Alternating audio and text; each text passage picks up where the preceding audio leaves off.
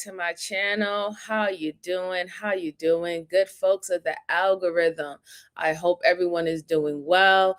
I've been out of motion for a bit. I've been sick for a couple of days. The weather here up top is crazy. We had snow that would not stop falling. Like we had one full whole day of snowing. I was like, okay, can it stop so I can at least go out and shovel and clearing out my car? And it wouldn't do it. It was crazy. But I am feeling better today, so I'm back with you. It's Monday. It's a holiday. Shout out to anyone who celebrates Martin Luther King Day. Today is that day. So shout out to anyone who does celebrate it. So let me go ahead and welcome in my day ones who always comes in early. The early bird gets the worm. Shout out to it's me, Rosie. Miss J, how are you? How are you, dear? Good to see you. Que lo que, my sis. I hope everything's well with you. I hope everything's well. And happy MLK for you, too. And shout out to Sweetheart Shell. Thank you so much, dear. I hope everything's going well with you. I hope you're enjoying the holiday with your family. And thank you for being here. Truly appreciate you. Truly, truly appreciate you.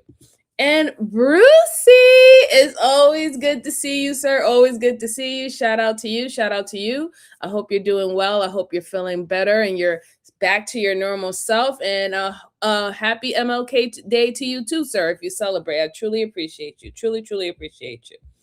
All right. So, guys, I know I've been away for a while, but I do have 3 cases for you. I'm going to see how I feel, if I can, get out the 3 cases for you. If not, we'll pick it up at a later date. But I do hope that you enjoy it. So make sure while you're coming in, just hit the like button for me or not. It still helps the channel. Share this out to anyone who likes these type of immersive conversations that we have in the chat going over cold cases or old cases. And I truly appreciate it. Truly, truly appreciate it. So the first case that I have for you good folks is about, I think I'm going to do this one. It's about a dumb killer. A dumb killer realizes that he accidentally recorded his own. This is not too old. It's a current case, and shout out to the channels that I like to use their videos to go over cases like Beyond Evil, Red Tree Crime, or Red Thread Interrogations, and Stay Awake. I will be using their videos for today. So shout out to them. Make sure y'all go over there and subscribe to their channels.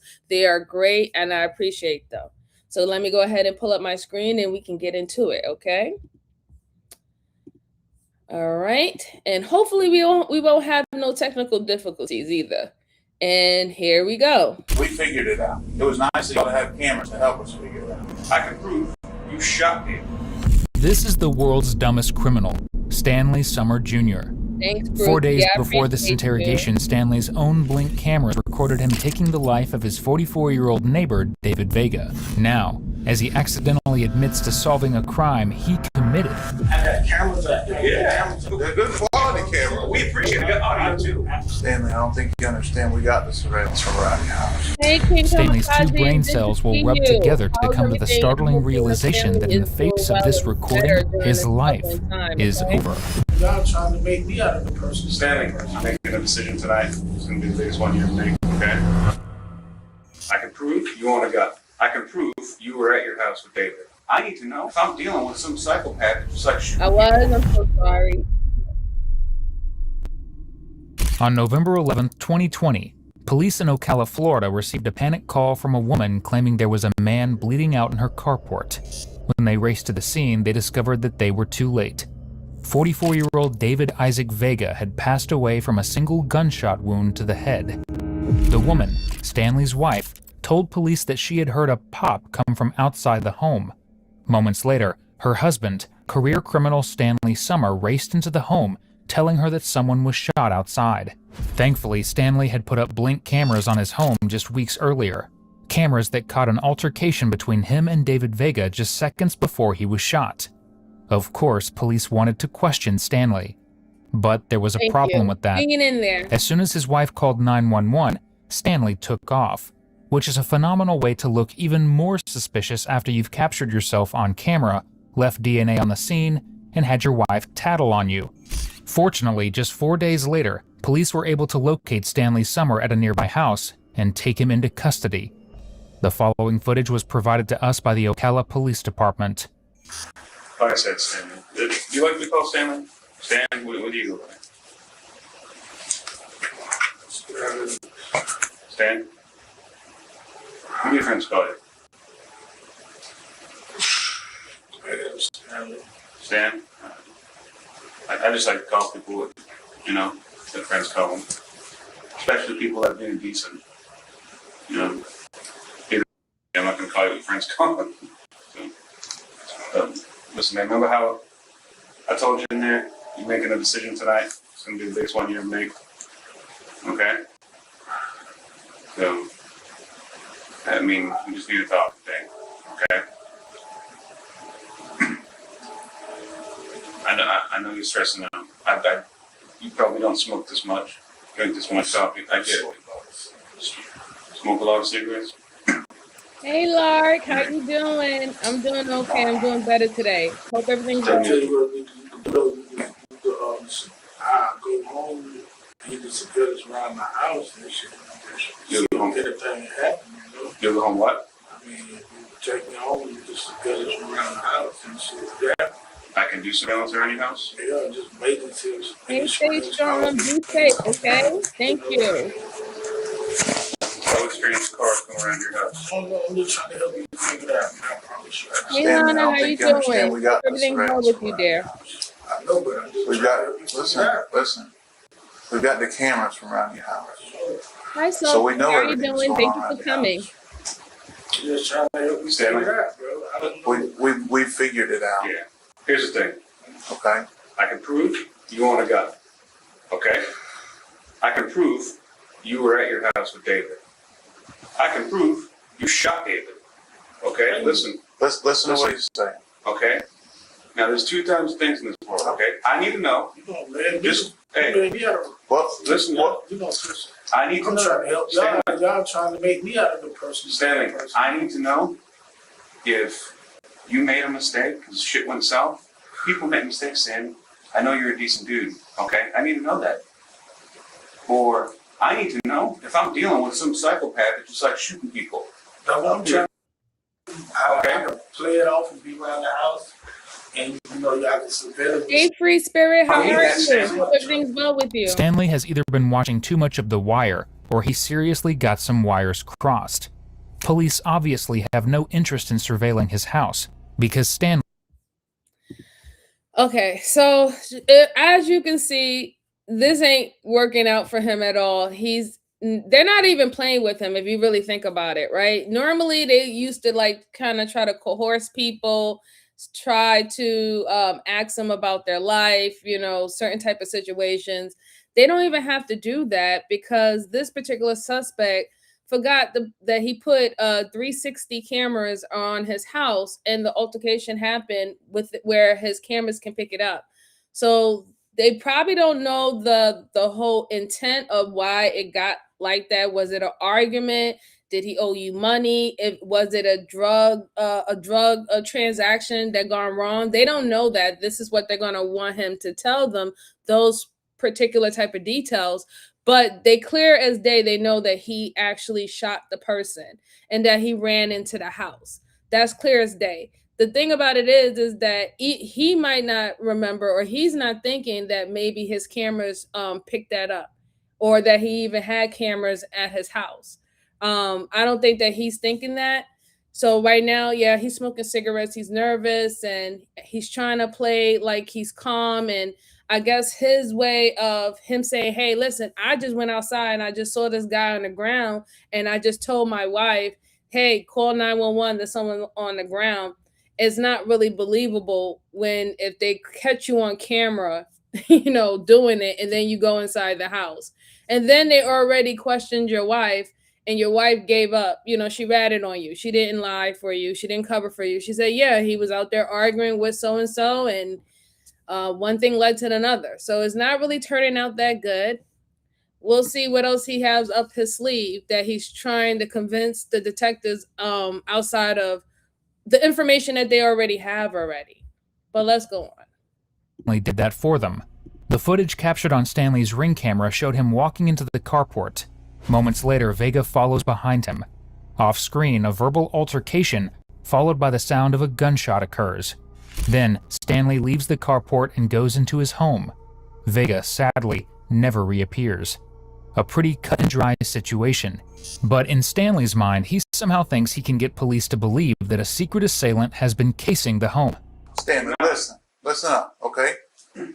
With your cameras that you got right there, we can say with 100% certainty that you and him were the only people in the carport.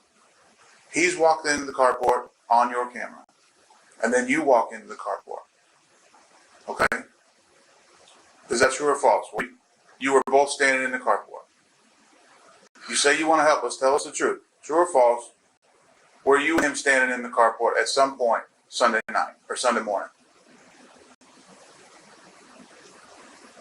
If you want to say you're working with us, you got to give me a little bit of something to where I can be like, yeah, this dude's being straight. Here's the thing, Stanley. Okay? Like I explained to you, I laid all my cards out on the table. I told you everything. I told you what I could prove. I told you what I know. Okay? Doesn't look good for you. I need to know if you're the guy that shit went south, man. You made a mistake. I've been there, man. All right? But when things go to rest, when things go to rest and you're up against the judge, I don't know, ain't gonna work. So answer this one question. Were you and him standing in the carport? I'm telling you, I saw it on the video. Just show me that you're being straight. Bro, I'm about to tell you, bro. I can't. I'm not trying to be rude, but with your cigarette in your mouth, dude, I couldn't understand what you're saying. You got Stanley. Think of your family. You want to protect them. That's why you got the gun. That's why you got the gun. You protect them for your family. I get 100%. Okay, but there's other ways to protect your family. I do not. Okay. All right. Aside from that, answer my question. You say, if we let you go to the house, do surveillance and check, show me that you're at least a straightforward guy. Were you standing in the carport at all after Regina came and picked you up with David?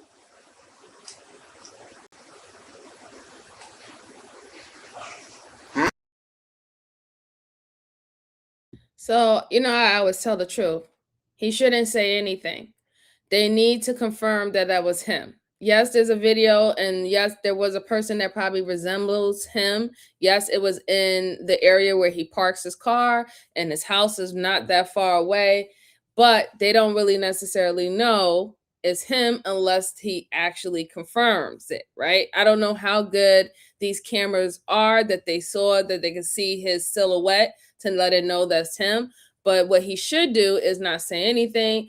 I know he's being strategic with the smoking of the cigarette, as well as him being anxious at this point. Who wouldn't, right? But his whole story is that he went out to assist or help, or he happened to go outside and he sees this person laying down in the carpool. Then he went back into the house to tell his wife, hey, listen, someone got shot. Maybe you need to call 911, blah, blah, blah. That's his story. His story is that he was trying to get this guy help and assistance. At this point, while they're talking to him and they're already letting him know that they're referencing that maybe it could have been an altercation that went bad with the victim, you should have just said, I'm not speaking to you and I need to speak to a lawyer, right? Because you definitely need to have a lawyer present your case properly for you. Because outside of that, they can just take it. It was an argument about a parking space under the carpool. It got heated. He came at you. You pull out your gun. You shot him. So and so. Even in that situation, you could have shot him in self-defense. We don't know whether or not if they found a weapon on the victim. We don't know that, right? And this video is not going to tell us that. Further on in the interrogation, we'll probably find out. But I'm thinking that the victim probably didn't even have a weapon at this point. So they're under the same understanding that I'm under, that it was just a altercation or argument that turned left. and you ended up making a mistake and taking someone's life, and he died from it. But let's go on. Let's see. Oh, shout out to all the other individuals that came in. Hey, young Riaz, little bro, it's good to see you. Hope you're having a good Monday. And Miss Rosie, who's been a member to the Let's Talk About It crew for 13 months, says, join MJ's membership with the Corner Crew. Thank you, Miss Rosie. Truly appreciate you. Let's see. TZ, what is it? TZ Pena says, the courts don't follow no constitution. All right, let's go on. All they want to tell you is that's all you got to do is surveillance. No, you're not listening. Hey, listen, And you know, David. I'm sorry. Just trust me. Just surveillance the house. You can be around. We can't trust you if you haven't shown us that you're being honest. If you want me to look at me, hey, You know, and I just like Stanley. Stanley. Just surveillance the house, man. You Stanley, look at me. I promise you, man. Hey, look me in the eye. I don't know, man. I promise you. I mean, that's the best I can tell you, man. Just believe me and just Stanley, you can't do a simple thing like look him in the eye. You have to prove to us that you're trustworthy for us to trust you. I promise you, trust me. No, you have to prove that.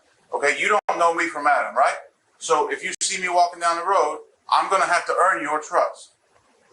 So earn my trust. Simple question. At any point Sunday after Regina picked you up, did you stand in the carport with David? I just ask you to trust me. That's all. No, we don't. You can't just ask. I'm telling you, I really don't. You can't know what's trust a going man that on. won't answer a question. I really don't know what's going on, man. I just told you what's going on. I told you. Listen, well, I don't ask questions I don't know the answers to. Okay? I'm telling you. I'm not gonna run, bro. I'm not. No one's saying you're gonna run. I know you're gonna run. Then answer my question. You know what Stanley's problem is? The poor innocent guy forgot to say pretty please with cherries on top. Trust me. I'd like to pretend that it's the copious amounts of nicotine he's sucking down that are making him unable to follow the logic of the conversation, but that's not the case. They have obviously no reason to trust Stanley, and text messages on his phone showing that he and David were arguing about David supposedly stealing items from their shared carport show that the animosity between them had grown. Especially since, in one of his texts, David made it clear that Stanley had already threatened to shoot him. Surveillance the house. What am I looking for? I don't know. I don't. Why would you say that? Why would you say That's surveillance the what I'm house? trying to figure out, bro. So this is why it's very important for him to just go get a lawyer and remain quiet, because obviously they have I guess they got cell phone text messages from the victim, and they seen the back and forth tension that they had that day prior to the incident, as well as having surveillance of who was in the carpool at that time when the incident happened. So if you would have went and been quiet and just asked for a lawyer, the lawyer would have framed it as you was in a situation that you didn't ask for, but you had to defend yourself, and that was the reason why the weapon was being used. It is damaging that they do have a text message that says that you was already threatening the victim using the same weapon that he died from. That's damaging, but it's not really necessarily a death sentence by saying that. Many people will say things like, oh, I would shoot you, I would do this and all the stuff like that. And that doesn't necessarily mean that a person would do it or that they did do it, even though they said it, right? But together, when you combine those two things together, those two evidence together, that the gun that was used is probably your gun, right?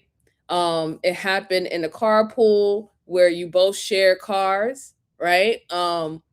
You have messages amongst each other, arguing and bickering with each other. Like when you add all that together, that's very damaging. So the best thing that he can possibly could have done is gotten a lawyer to try to work this, for him correctly. But, they said already that this guy is a habitual criminal, right? This is something that he does all the time, or I guess that's his career, is just doing crimes. He probably have a lengthy record. it would make sense that he wouldn't think about it in that way. Carrie Young, how are you? How are you? Thank you so much. Thank you so much. Appreciate you. And God bless you and your family too. Thank you. Thank you. Thank you. Brucey, thank you so much. I truly appreciate you for putting out the rules of the chat. I appreciate you. This is neutral ground. Everyone is welcome. Okay? Everyone is welcome. Let's go on. I swear I'm trying to figure out. Do you think somebody's following you? What do you mean? I don't know. I'm trying to figure it out. I promise you, I don't. Because every time I've rolled up on a scene and there's a body who's been shot, people don't say surveillance the house.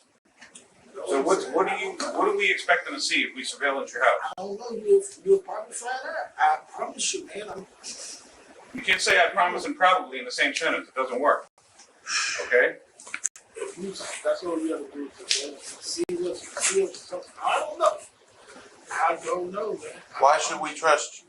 And If you can't answer a simple question for me that I already know the answer to and I already told you the answer to, how can I trust a man that can't tell a straight answer? Man, you said surveillance up and everything. You'll see, bro. I don't know. I promise you. I don't. Why is that the answer? You're not telling me that. I can't tell you no answer. I don't know. I'm trying to Okay, figure it out, okay. bro. I swear to Listen, God, bro. Stanley, you mentioned earlier you worried about your family, someone hurting your family, right? Okay. I don't know. Listen, that's a concern of yours, correct? Just do this simple. A concern of yours is somebody hurting your family, right? Hurt me, my friend. I don't know. But That's what I'm is trying that to a say. concern I of don't know. yours? I'm just. That's the only thing I can think. I do not know, man. I do not. You don't know if that's a concern of yours? I don't know. I do nothing wrong. I don't do nothing wrong. I No, promise hey, you. listen. I can't figure it out. Nobody man. said. What I did to her.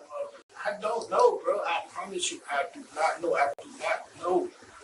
I'm telling you, I do not know. I do not know, man. I'm not lying to you, bro. Well, tell us what you do know. Start with that. That's easy. That's an easy thing. Tell me what you do know. I'm just asking. Tell me what you know. I don't know nothing. You don't know nothing. I don't know what's going on. This is what I'm saying. It's just my mind. You know something.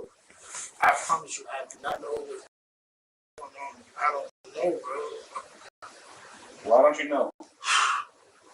Bro, bro, I promise you. I do not know. I promise you. I don't know. I'm trying to say this. Okay, listen. There's a reason why I'm here for you talking in the morning, okay? I told you, now, put the detective shoes on you for a second, okay? All right. Everything I've told you I can prove. Why should I be talking to you? I don't have to talk to you. I'm doing it because, listen, I know you're a good guy, man. I know things happen. I believe you're the guy that made a mistake and protected your family, and I believe that, man. Look, If only he would do that, Brucey. like I explained to you, man, I don't like thieves. Listen, if somebody was stealing my shit all the time, shit that I worked for, plus I would be pissed off too. If that person, you know, on top of that, came over to my house after I told him not to, because I accused him and I told him I know they're stealing, he got cameras. You know he was stealing. I know he was stealing. Listen, look, listen, man. I don't worry about that shit. I don't Stanley, worry about that. you worried about your family? Worry about them now. Now you need to worry about your family because, listen, you not talking to me, telling me the truth. That's why I got cameras out there. That's why I Yeah. got cameras out there. They're good. They're good quality cameras. We appreciate it. We got audio too. That's what I'm saying. I'm trying to come to the police and find out. But do you know call the police? I'm gonna tell y'all. Stanley, you didn't call the police. When the police came, you ran. Your wife called the police. And you ran away. Stanley has a history of running away from his problems, not just in this case. Over his 30-year prison record, he's racked up charges for evading officers, fleeing, and even being a fugitive from the law, which doesn't exactly help his "just trust me, bro" approach here. So here's the thing, okay? Eventually, you're going to sit in front of a jury. Unless you can give us a hell of a lot better explanation than what you're giving us, eventually you're going to sit in front of a judge and a jury. And So in his situation, the best thing that he can possibly do is get a lawyer at this point. Like I said, he has a very long rap sheet of doing things. I hate to say it, that certain things that's in your record and your background is not going to make you seem as, you're the most believable person. But this I don't know situation is not going to work. And he said it over at least 30 times, if I'm counting correctly. I might be wrong with that. Saying I don't know what happened, but again, seeing you there, seeing you on your own cameras, and then now to know that his cameras had audio on it, so that means that you can hear his voice, you can hear what led up to Mr. Vega losing his life. Like, you don't have to speak to these individuals. I want to make it very perfectly clear. Don't speak to these individuals, okay? They do want the truth. They're not here to, I guess, lie on you. But if whatever evidence they pick up and it's presented as if you are the one who did something, and if they come with a theory of what your intent is, they're going to present that to the prosecutor. Okay. So I will say always personally, do not speak to these folks. I would say definitely go ahead and get a lawyer and have the lawyer speak to you about how you want the story to play out and your involvement. I mean, it is what it is. Someone did lose their life. They eventually are going to find the weapon or find the shells and find out what weapon was used. And if it traces back to you, whether if it's registered or unregistered, there is some consequences that you need to deal with because someone lost their life. It is what it is, okay? However, the framing of why this person lose their life is a big, big difference, because that can give you whether or not it's going to be second degree murder, or if it kind of gets thrown out as self-defense. That's what makes it different. But would I say trust them? No, I wouldn't say trust them. Absolutely not. But this is why you go and you get a lawyer. That's what you should do. That's what you should do. Let's see. Brucey said fleeing is probably the most time he served. Isn't that an extra charge if you run? Yes, it is an extra charge. Yes. Also, Brucey said, no, ma'am, they don't. They always think they're smooth and can talk their way out. They do. They really do. But the I don't know is not going to help you. The I don't know is definitely not going to help you at all. King Kamikaze said he's a runner, he's a track star. I guess so. I guess.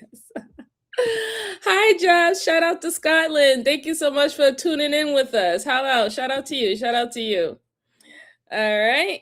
Let's see. Okay, I understand you have your sentiments, Johnny, but this is not a political channel. I'm sorry, okay? But shout out to you, sir. Shout out to you. Let's go on. The judge is they're gonna ask you all these questions, and the jury has to decide: was this man protecting himself and his family, or is this a cold-blooded? So what do you want them to say? Because people make mistakes, or people do shit for a good reason. But if somebody keeps saying, I don't know, I don't know, I don't know, and we can prove otherwise, we can prove what the hell happened, we just can't prove why. And sometimes why is pretty damn important. Why is the difference between him texting you just beforehand and saying, hey man, I'm coming over. If you got to shoot me, I'm not afraid to die. Because we got that text message off your phone. So we know for a fact you knew he was coming over. We got it on his text messages. We got it on yours. We got your flip phone out of the house. So the why is the important part. If it's because you were afraid and you wanted to help your family, protect your family, whatever the case may be, that's fine. If it's because you didn't like him and you wanted him to die, that's your call. But, okay, listen to me. Stop. Listen to what I'm saying. Well, this I don't know thing, you're smarter than that. Okay? Hear what I'm saying. I don't want to lock somebody up because they were protecting their family. I don't want to call somebody something that they wasn't, because, you know, dude was there and you racked around. We know because the damn round fell out on the ground. So we got that with your DNA on it, by the way. So you was trying to scare him to leave and he wouldn't leave? I'm down with that. But if you don't tell us, we weren't there. So unless you tell us how shit went down, all we have are the stuff that we can prove. I can't prove what you're thinking. I can't prove if you were afraid that he was coming after your family. I can't prove that if you told him to leave and he wouldn't leave. I can prove that you went in the carport with him. I can prove that you racked the gun and a live round fell out on the ground. I can prove that he got shot. So help me to put that. If you want your side of it in there, then you got to tell us, because that's the only thing I can prove is what was going through your head.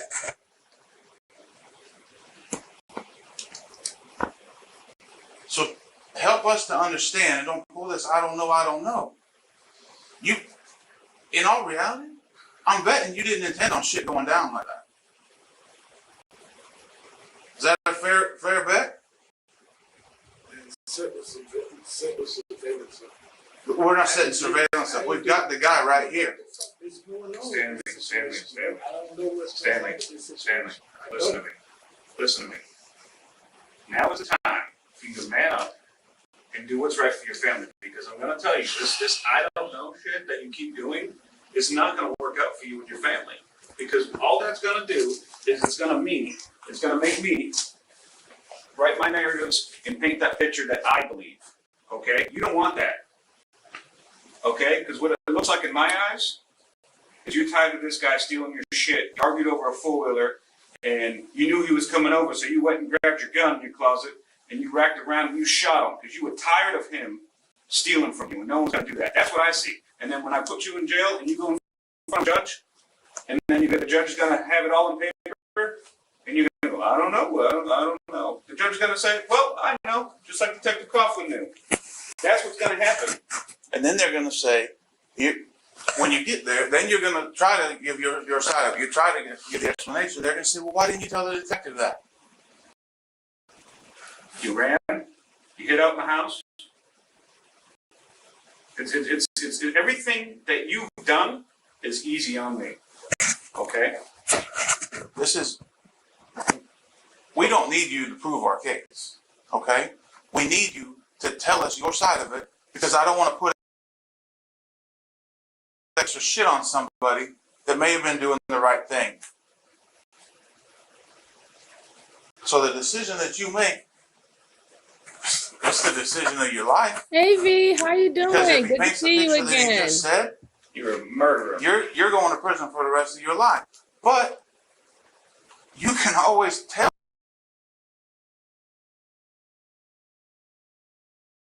Yeah, that you shouldn't answer any questions, but There's shit that we don't know. I mean, the audio on your cameras is pretty damn good. I agree. Good enough to where we can hear you. We can hear y'all. We can hear you yelling. We can hear you rack the damn gun. Listen. There's things that don't lie, okay? Cameras do not lie. Fingerprints do not lie. DNA does not lie. Okay? That's plain and simple. Now, on top of the fleeing charges, Stanley's racked up dozens of other charges in his life. Many of his charges are related to dealing, possessing, and trafficking the only kind of snow you can get in Florida. On top of that, he's got a hefty collection of robbery, theft, battery, and gun charges to really round out his criminal resume. You know what a jury is going to see when we play them the video, show them the text messages, show them the fingerprints that Ryan made you your gun, show them the DNA, all that. They're going to see you standing up there. They're going to see you with your teardrops on your eyes, and they're going to say, oh, this guy's used to killing people. He just hasn't been caught until today. And you're going to sit there and go, oh, wait, this is what happened. And they're going to say, yeah, right. These detectives gave him a million chances.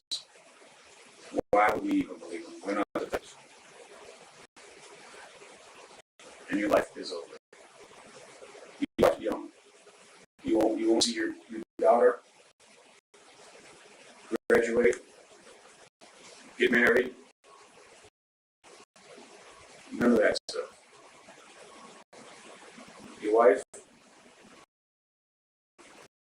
you're gonna help her out by any.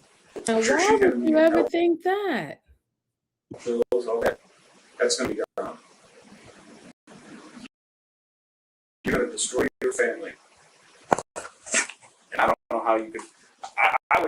I could see you living with yourself of shooting your friend. I get that, but I don't know how you're gonna be doing that. What you doing with your family? I don't get that. All right, man.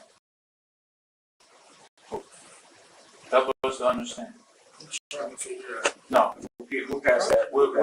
I explained to you. We figured it out. We figured it out. It was nice y'all had cameras to help us figure it out.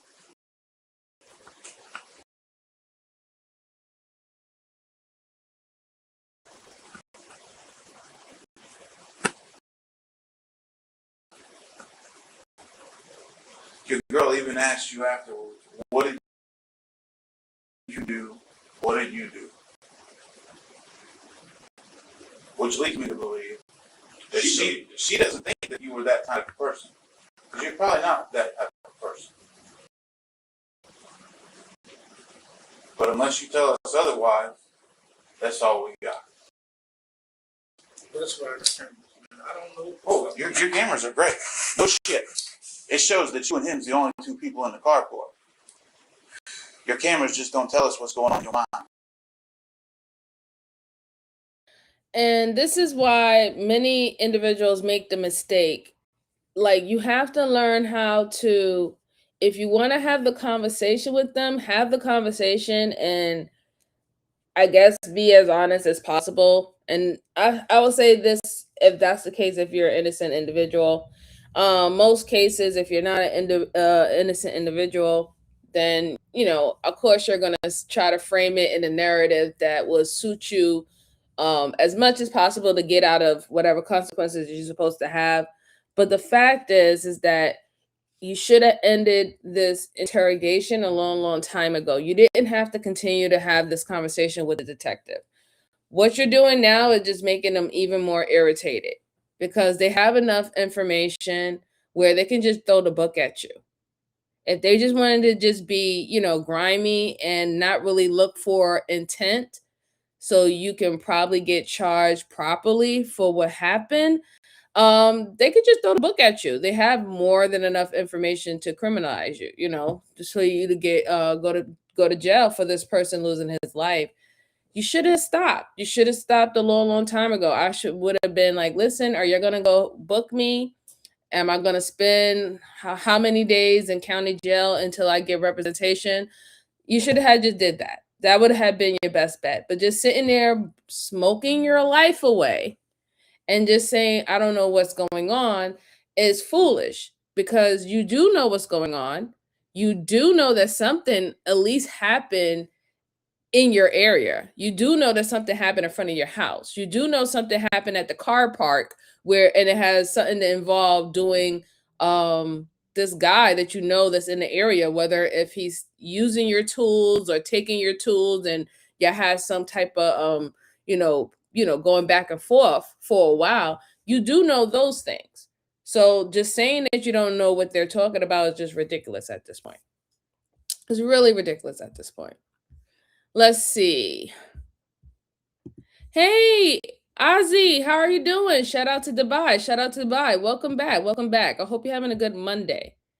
And hi, John. How you doing? Nope, this is not Jasmine Crockett. And I think you spelled her last name wrong. But shout out to you. And let's see. Yes, I do remember you. I do definitely remember you. Let's get back to the video. I can tell you, not much, in spite of what detectives say next. Listen, I don't think you're a stupid man. Okay, believe it or not, I don't think you're a stupid man. So this act that you're putting on, ain't helping you at all.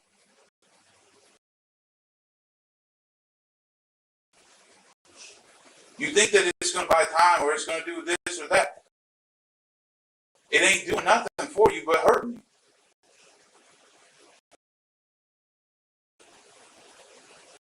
We know what happened. You know what happened. You know we're right.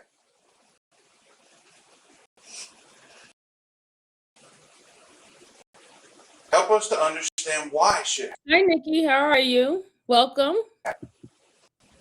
That's the important part.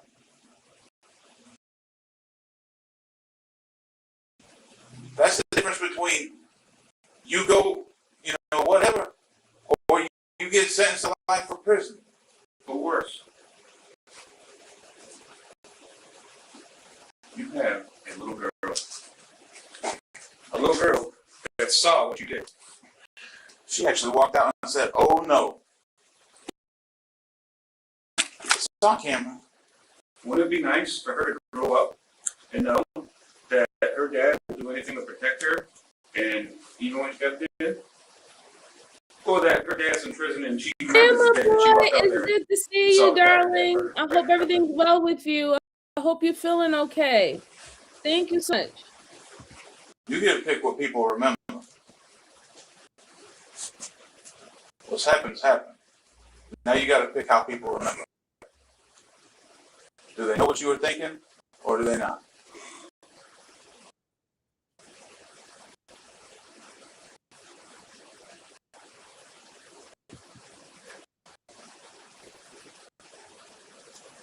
You want people to think that you're just a killer? Huh? Do you hear me? Do you want people to think that you're a cold-blooded killer? Yes or no? Standard. That's an easy question. Do you want people to think that you're a cold-blooded killer? Yes or no?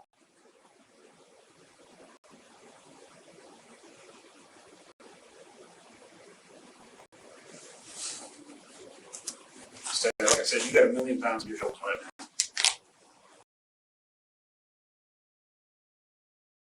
So what they definitely are searching for, and I know it's not that much talking, you just really just hear the detectives talking, but I wanted to point this case out because we need to understand what is really going on here, right?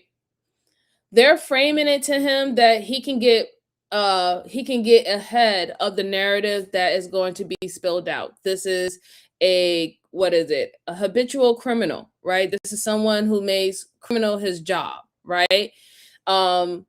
This is not the first time he had run in with police, not the first time he ran from police, and he also ran from police during this incident. That is an easy another charge put on whether or not this is a second degree or if it's first degree. What is really telling about this is because it can actually go either way, right? Because the text message is damaging.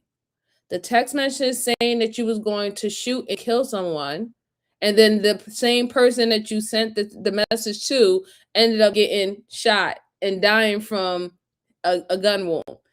That could lead to first degree. You see what I'm saying? So he's not really thinking about the whole thing all the way through. Whether if it was a scuffle, it might be second degree or manslaughter.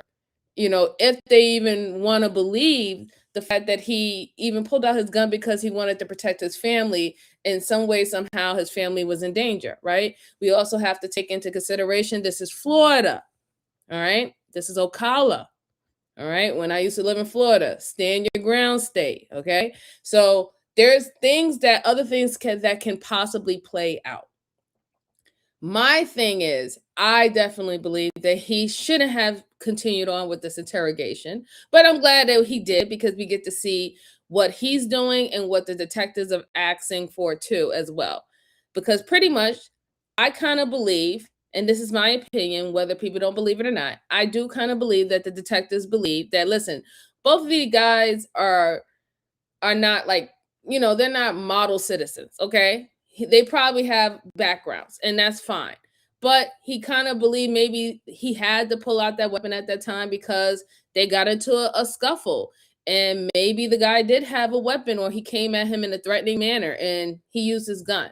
They did leave that possibility out, in there, right? So they don't want to necessarily just throw the whole book at him. I will believe that. I don't believe that these detectives want to throw the whole book at him just because they can.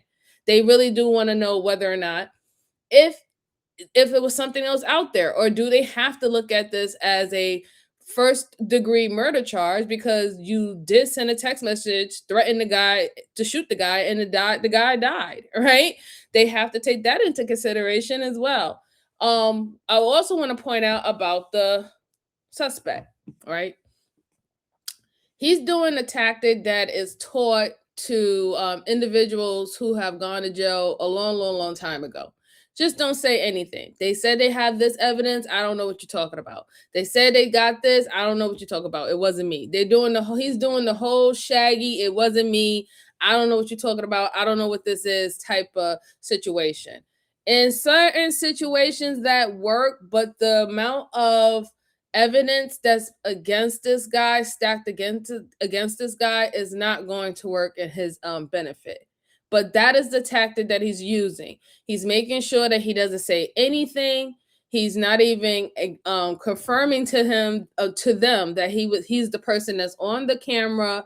He's the person that voiced that they heard through the audio of the camera. He's not giving them a direct confirmation so they can say, hey, this is me. And I think that he's clearly doing that because when he does speak to a public defender before, he's going to frame it or speak it with the public defender that, how do you really even know that that was me? It could have been somebody else who we share the same silhouette. We probably even share the same skin color, and it wasn't necessarily me. All I know is that it happened around my car, and I went out to see if any of my items, my personal items, would have been destroyed or hit. And then when I noticed that the guy was on the ground, I ran in the house and I told my wife to go ahead and call 911, right? So I just want to let everybody understand what is actually playing out in this video, even though it does, it's the most layman term to explain it. And I know we have some great intelligent people that's in the chat who probably understood that this was what's going on and this was the setup.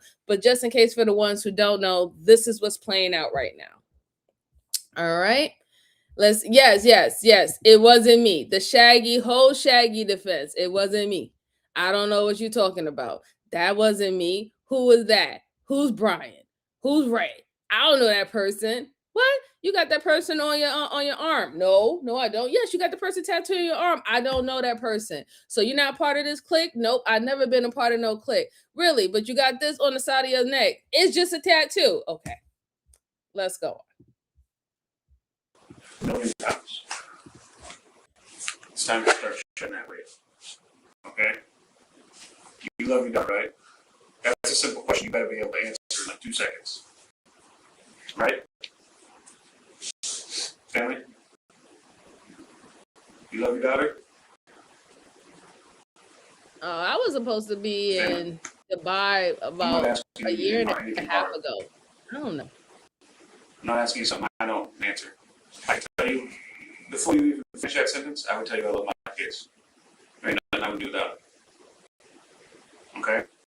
Nothing on this planet will stop me. Hey, Mr. Bart, bro, how you doing? Guy got in a fight with a guy, shot him, and he's doing a shaggy, it wasn't me argument. Any way I can. I will take a life, and I will put my life on it. For my kids. The thing is I don't know stuff. It's making us think a different way that you do know. Okay? I'm telling you, everybody, all these guys that are doing time in prison for murder, their kids ain't visiting them. Their wives ain't there no more. Their friends ain't there. All right? Ocala's not New York City. This ain't a big town. Everyone's going to know Stanley Summers went to prison for murder. And your daughter's going to grow up with these questions. Hey, where's your dad? Oh, he's in prison for murder. Birthdays, graduations, no dad. And it's going to be her whole life. People are going to question. She's going to grow up one day. She's going to meet a nice man. First thing that, tell me about your family. Well, my dad killed somebody, so it's just me and my mom, but on our own. Unfortunately, to guilt trip someone into a confession, that person needs to have morals. That's very clearly not the case here, because he did nothing to prevent his toddler from seeing the victim he left behind, which in turn made her a victim of his crime as well.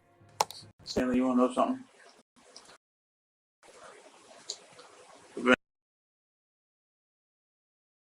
Yeah, that's a good point that the video essay is put out, though, right? Because right now they're pleading to him about, future, right? They're talking to him in future tense, not right now, future tense. This is what's going to go down. This is Ocala. It's not that big of a town. Everybody's going to know. This is what your daughter's going to have to go through and all that stuff like that. And he's absolutely right. It might be some bullying, might be some questioning later on, in these type of situations, things like that happens in those type of towns. But the point is, he doesn't really necessarily care because he didn't have no problem doing that in front of his daughter, right?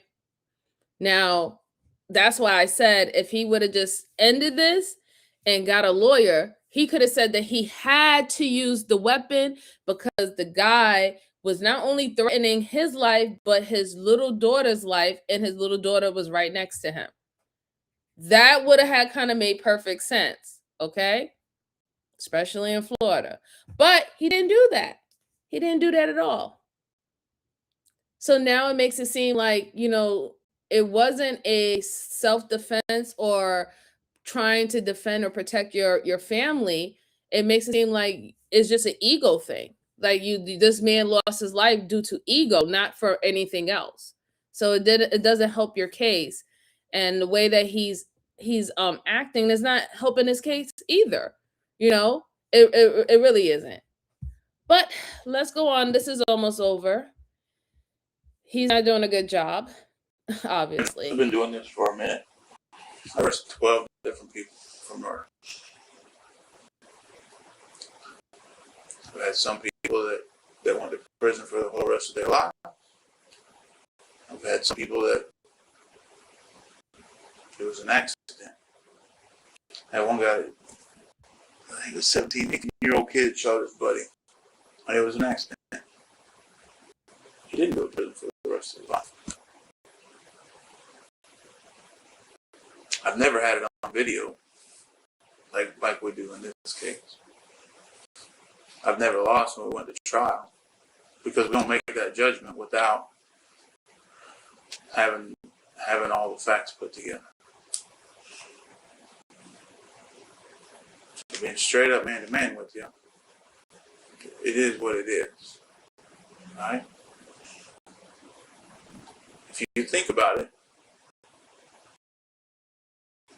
you know everything that we're saying is true. We haven't bullshitted you at all.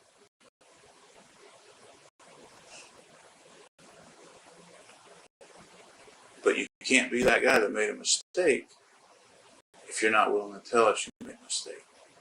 I just want you to apologize. When you find the truth out, I just Hey, apologize. Hey, I make you a promise. Look at me. I make you a promise. If we arrested the wrong guy, I'll personally apologize to you. Personally, I will walk in and tell you, man, Stanley, I am so sorry. I'm so sorry that we know that we were able to prove you were in the carport with David.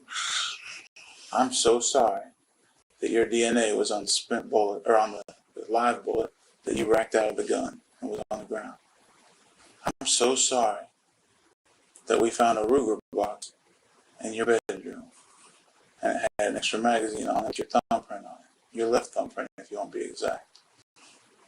I'll tell you, I am so sorry that I know for a fact and I was able to prove you and him were the only people in there. I'll also tell you, I'm sorry that I was able to prove you had a text message before he came over saying, hey, I'm coming over about all this. All right, is that a fair deal? If somehow or other it's proved that you were innocent and we looked at you for no reason, I'll tell you, I'm sorry. For being smart enough, think about all I just said. You think there's ever any chance in hell somebody's going to say that we're not right? If me and him are the only people in the room and he gets punched in the eye, pretty damn good chance I did it, right?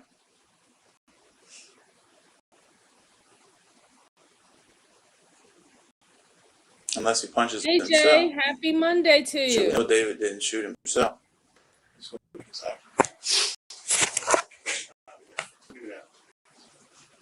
No, no, we're going inside. Don't light that up. like that. No, We no. already done. Hey, we've been nice. Let's go inside.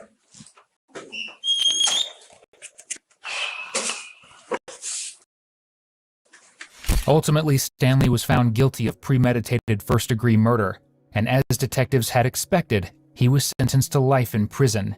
He remains behind bars, where he doesn't look particularly happy. Our thoughts are with David Vega's family, as well as Stanley's, who helped bring him to justice, and didn't deserve that trauma they faced from his actions. Thank you for watching today's video. Whether you're new here or have been with us for a while,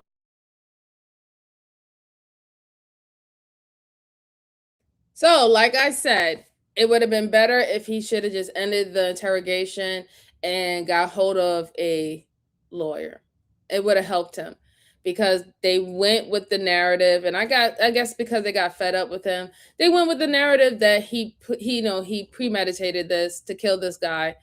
The text message was very damaging. He wouldn't explain to them why I even got to that level with this individual.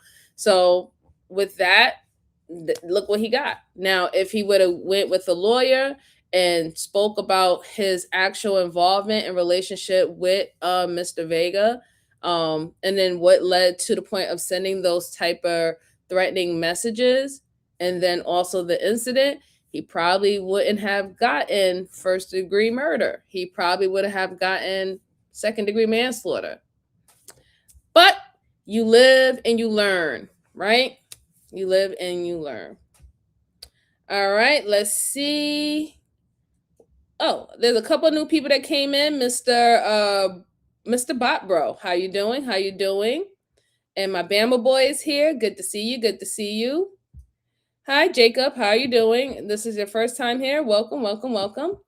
All right. So I do have another case for you good folks. Go ahead and hit the like button for me. I truly, truly appreciate it. Or hit the down button. It still helps the channel. And go ahead and share this out to anyone who likes to look over these old cases in an immersive type of chat environment, okay? So the next case that I have for you good folks is, let me go ahead and see which one I want to do. We're going to look at a wannabe rapper, okay? So a wannabe rapper realized he killed his best friend. I haven't seen this, so this is the first time that I'm going to be reviewing it with you good folks as well. And let's see what this wannabe rapper decided to do. Let me pull up my screen.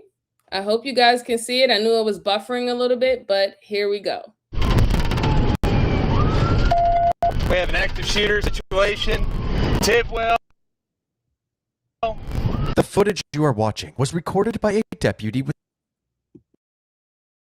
the County Sheriff's Office as he rushed to Tidwell Drive in Tyler, Texas. Several frantic 911 calls had just poured in to report a shooting at the Crossroads music venue.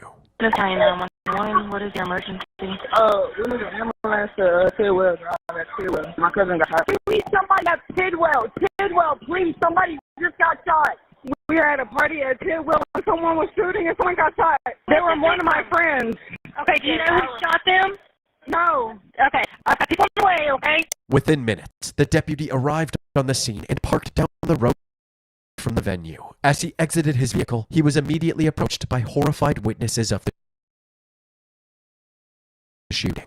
Where he just got shot down. Where's he at? Who's right in the warehouse?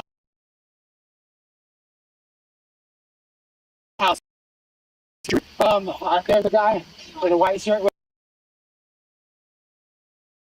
the gun. The gun's here now. Okay, all right. So there's officers here now. 24 gave reports that the gunman's already left the scene. We go ahead and double check. Several subjects are leaving. I received my want to pick it up, guys. Nobody knows. Nobody knows at this time where the suspect is. You guys okay? Yes, somebody up there is bleeding. He's bleeding out. He got shot and bleeding. We got one victim.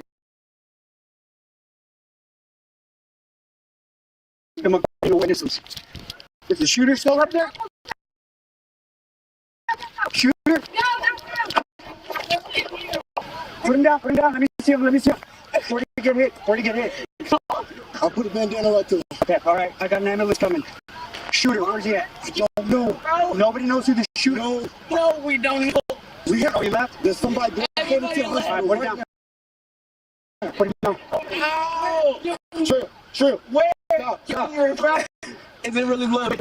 Hey, don't worry about this. Don't worry about it, bro. 24, I got one victim shot in the leg. The person being carried is Kentrell Miller, known as Trell. His friend here may have just saved his life by tying this makeshift tourniquet around his leg, slowing the bleeding. Nice. Whatever. We got him.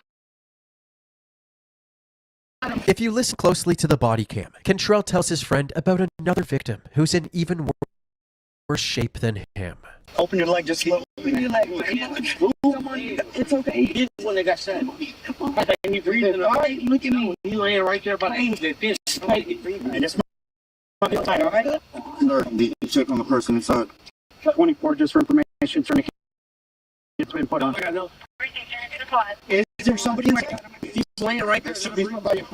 Is there somebody else inside, sir? Yes, sir. 24, we got second victim. Come on. Speed it up. Where'd you get hit? The other victim was somebody referred to as Head. His mouth was bleeding, but since he was unresponsive, the deputy had a bad feeling that his injuries were far worse than met the eye. Sample, we got two victims, one shot in the leg, the other one, I don't know where he's hit. He's unresponsive at this time. EMS is on scene, they're coming. Who did this? Does anybody know who did this? Nobody?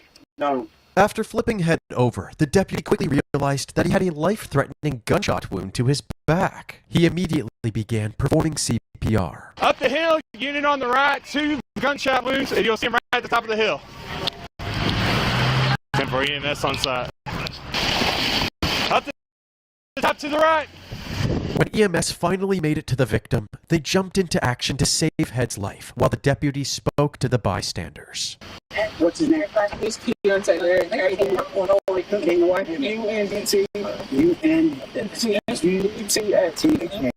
It turns out that the person dying on the ground was 20-year-old Keontae Barrett, known as Head amongst his peers. Although his injuries were life-threatening, EMS was able to establish a pulse. They then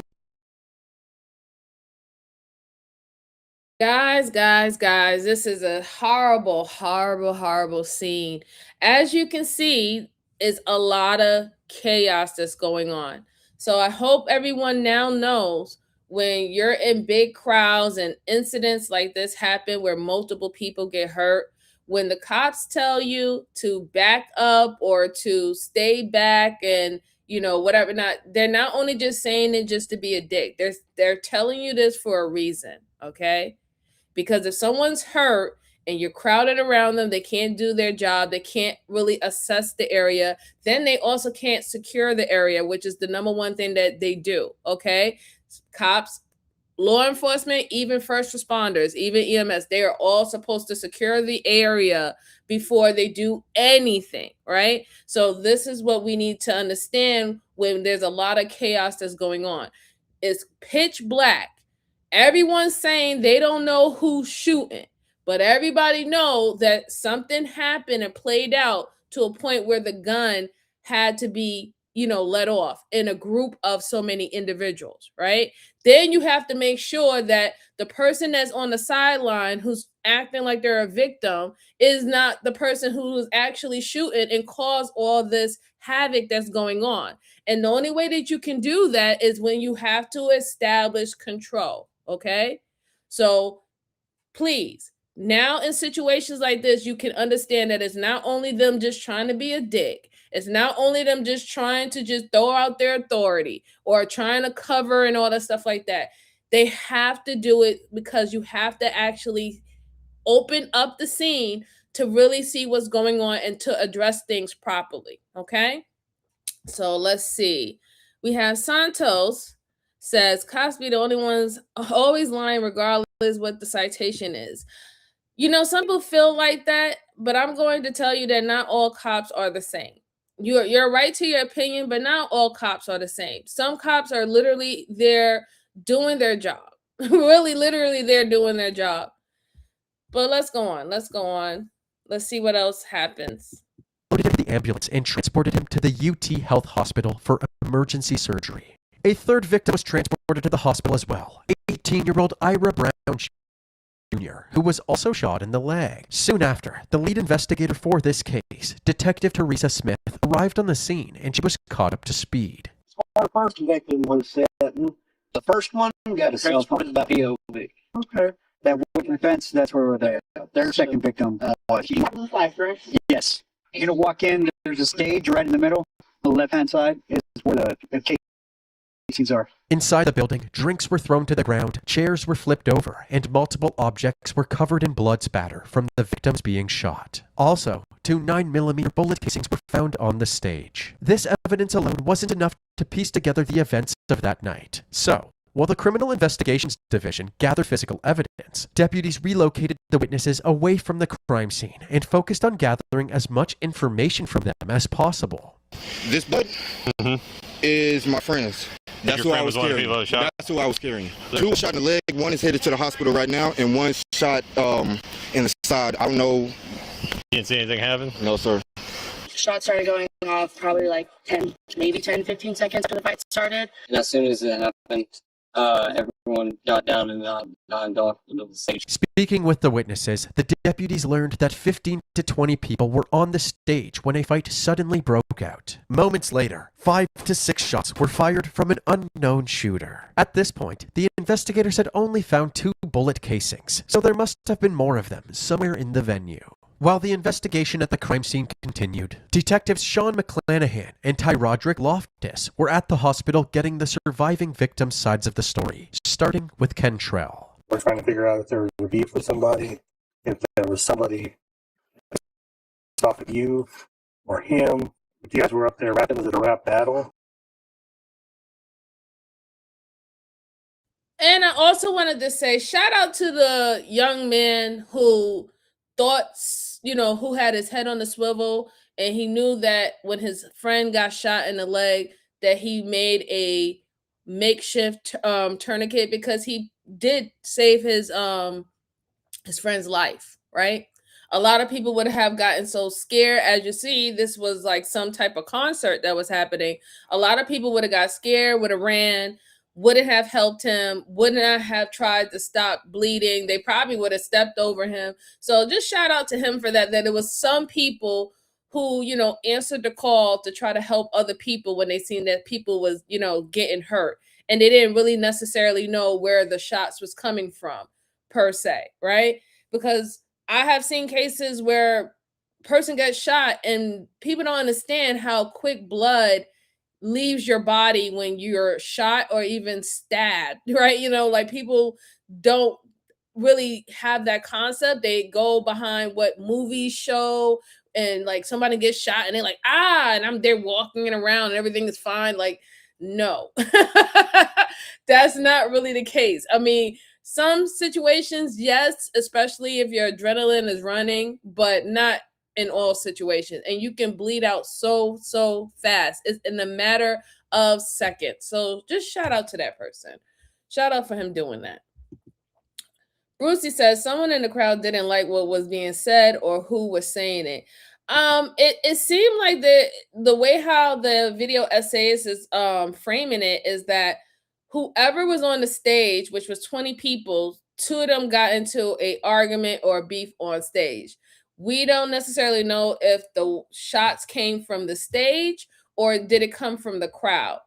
I guess they're still trying to figure that out, but the amount of people that got hit by the bullets, I think there is more casings that could be found at the event, if I'm understanding that this was an event. But let's go on. Let's hear what one of the victims have to say. Somebody, he said, like, he was just, we go off the stage, it didn't belong. And then I was just going off. And then they started stand, everybody else started fighting. I feel. You know who that dude was? All Kendall knew was that he was on stage with his friends when some random guy in a green bandana started harassing them and punched him in the face. He didn't know the person who had punched him, and he didn't see anybody with a gun. Since Cantrell's story is extremely vague and didn't provide much useful information, the detectives moved on to the next victim for answers, Ira Jr. So what's going on? Basically, we're at a function. Some people had gotten into an altercation, and then they jumped on the stage and swung at one of my friends. And then next thing I know, pow, we don't know who shot. What was this? Was this like Give me second. like a certain group performing, or what was It was this? like it was just a group on the stage. What was the name of the group? It was TBS and Head Honchos. Ira describes the Head Honchos as a group of friends that make music and frequently throw local parties. All three of the victims were part of the Head Honchos, so it was likely that whoever shot them had some sort of beef with them. The dude in the green bandana, the dude that kept jumping on stage, someone was trying to get him to calm down or whatever, because he kept just jumping on there to my full. And then after that, I just saw some punches thrown and then clap. Have you ever seen him before? The dude with the green bandana? I've maybe seen him like once or twice around town. Although Ira couldn't remember who the guy in the green bandana was, the deputies at the crime scene found somebody else who might know. Colin, another member of the Head Honchos, had a good view of the stage when things started to go downhill. How did you see anything? On the DJ. Okay. I was on stage, I was DJing, and I started seeing this couple. So naturally, I turned to music. Then I turned off the music. Next thing I knew, I just heard the shot.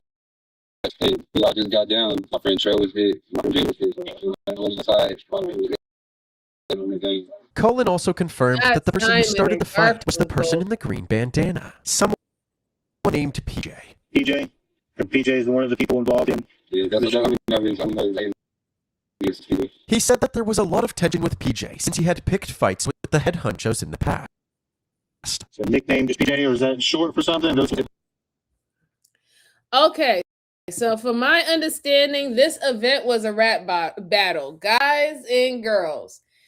If you have ever seen a rap battle in real life, it can get real ugly. And I'm not talking about what you saw in the movie of 8 Mile. Okay. It gets brutal, right? Many things get brung up. You know, it's another form of comedy, right? It's just in a more lyrical sense. It's, you know, how comedians, they start, you know, they talk about their life experiences, people in their family, even stand-up comedians start using people in the crowd, right?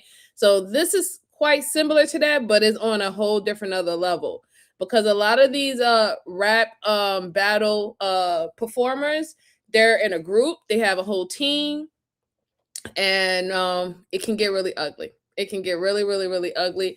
I wish it didn't get to that point. I really do. I really do, because, you know, some of those performances be great, you know, to just see someone be, you know, so witty, and how they approach this, you know, approach a person, or how they win these type of battles. But you have to be careful. I'll just say that you have to be careful when you go to these type of events, and not, you know, not every I guess battle person, and just because that person is lyrically, you know, considered a rapist or a rapper or underground or trying to become underground, they're not necessarily all good folks that just rap. right? There's other things that's behind that too.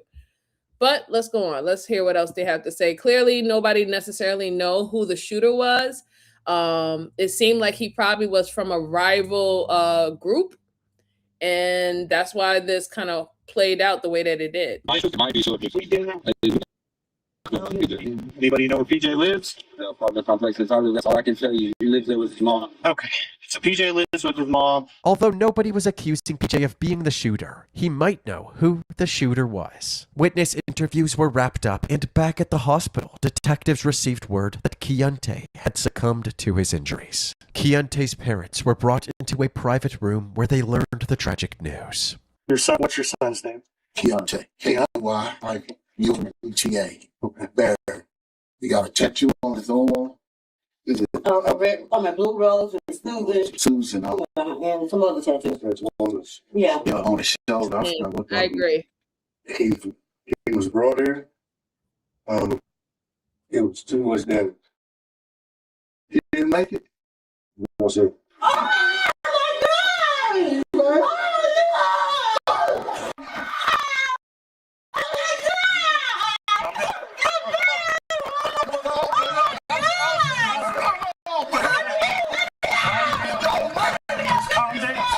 After pushing past the detectives, Keontae's parents ran down the hallway and announced their son's death to a waiting room full of more family members. All hell broke loose.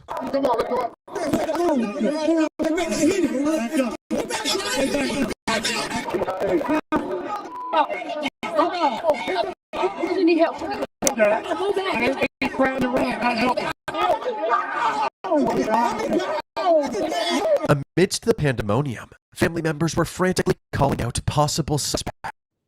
One of those possible suspects was another member of the head honchos, Trayvon Maddox. The detectives asked people why they believed Trayvon was the shooter, and several people said that Trayvon had apparently pulled out a gun when the fight broke out on stage. The investigators now had two leads to pursue, PJ and Trayvon. Since they didn't know PJ's real name or address, they decided to hunt down Trayvon first. Trayvon was actually at the scene earlier that night, and the deputies wrote down his address in case they needed to reach him. So the detectives went straight to his apartment to speak with him. Hey! Barry, how are you? Good morning. Hey, so of course, you know why we're here, right? About what happened last night? Yeah, because, I know you were one of the individuals there, right? Yes, ma'am. Okay. Do you have a couple minutes to talk to us?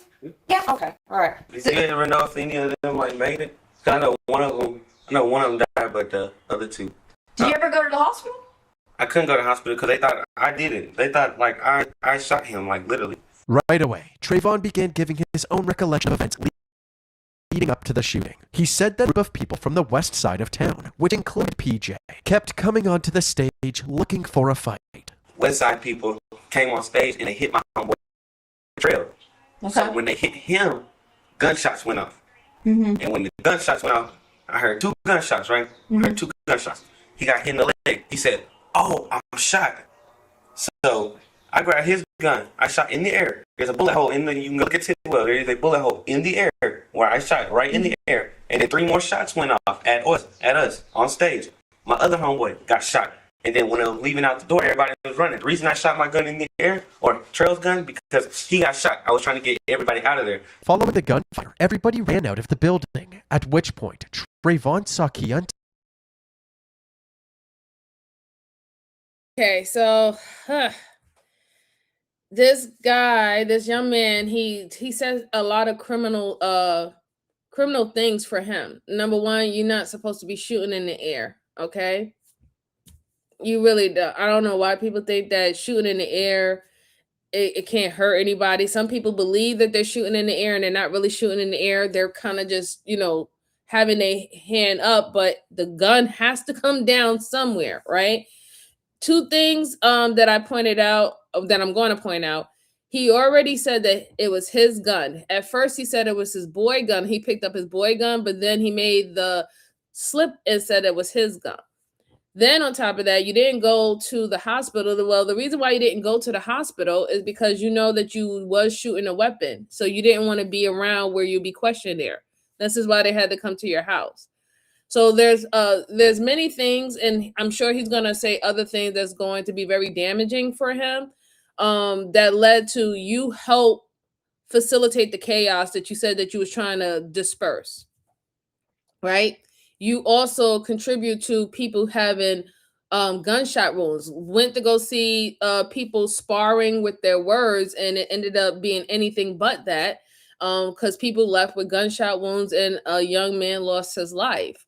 Um, tell you the truth, I don't know how old he is. I think he might be in his 20s. I would definitely say maybe early 20s, 23, 24 years old. This is not going to be you being treated as a juvenile. This is going to be a very serious situation for him. And I don't think, because he doesn't believe, or he probably don't know, that maybe he could have hit someone with the guns, that the bullets from his own gun. So he thinks that he's out of it, and this is why he's freely speaking to them the way that he's speaking to them about the whole scenario, because he's, in his mind, he's like, I didn't shoot nobody.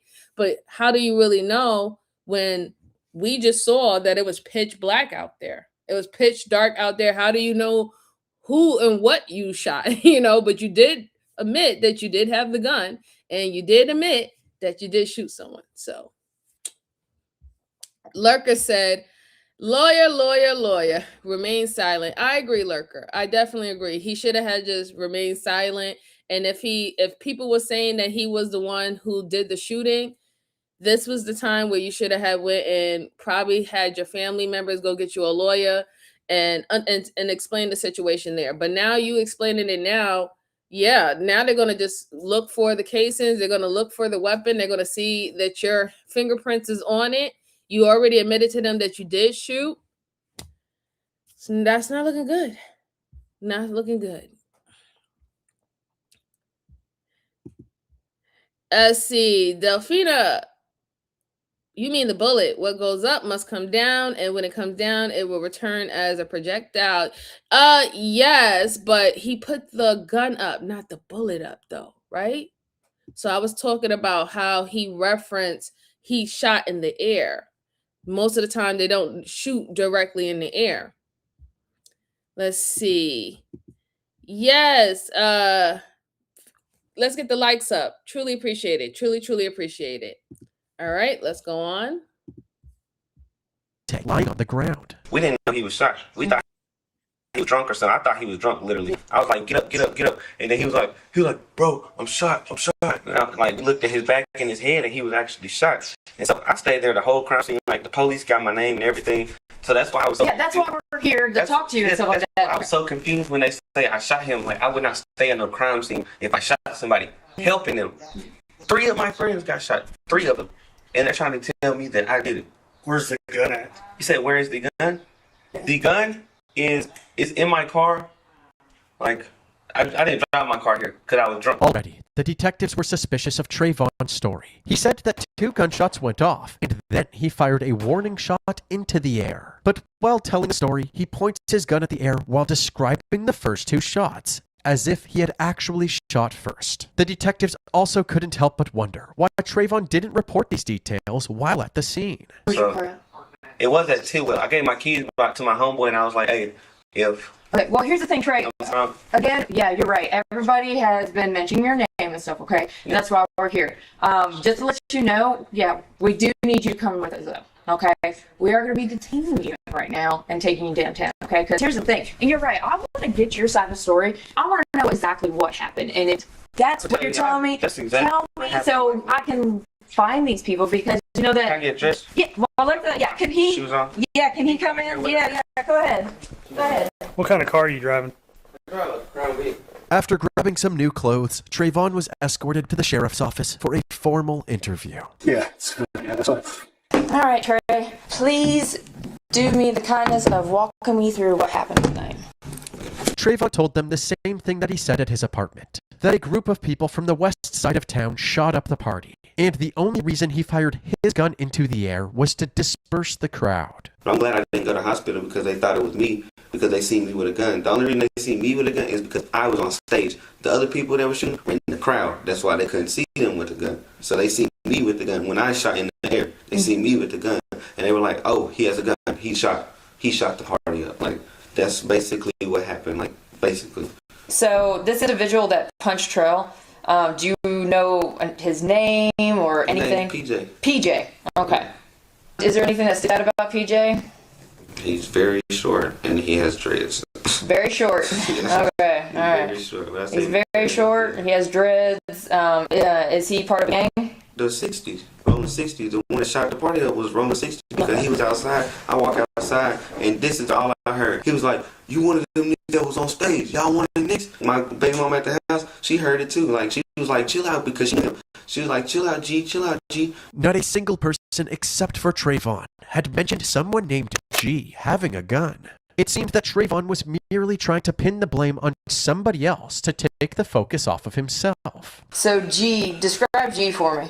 I got a picture of him. Trayvon took out his phone and helped to identify G as 22-year-old Giovanni McAllister, a.k.a. Gio. So let me ask you this. Why did you tell us this story while we were on scene? I was drunk and I was really not trying to talk to him. I was like, "Oh my God, I'm so drunk," and I was just drunk. I did not want to say anything that did happen or anything that over-exaggerate something, so I was just keeping it short, and I would talk to y'all tomorrow. Although they were skeptical of Trayvon's accusations towards Gio, it was important to rule out any potential suspects. So, Trayvon was charged with deadly conduct for discharging a weapon during the party, and he was kept in custody while several deputies staked out Gio's house. At around 10 a.m., Giovanni was seen leaving his house in a black Chevy Impala. The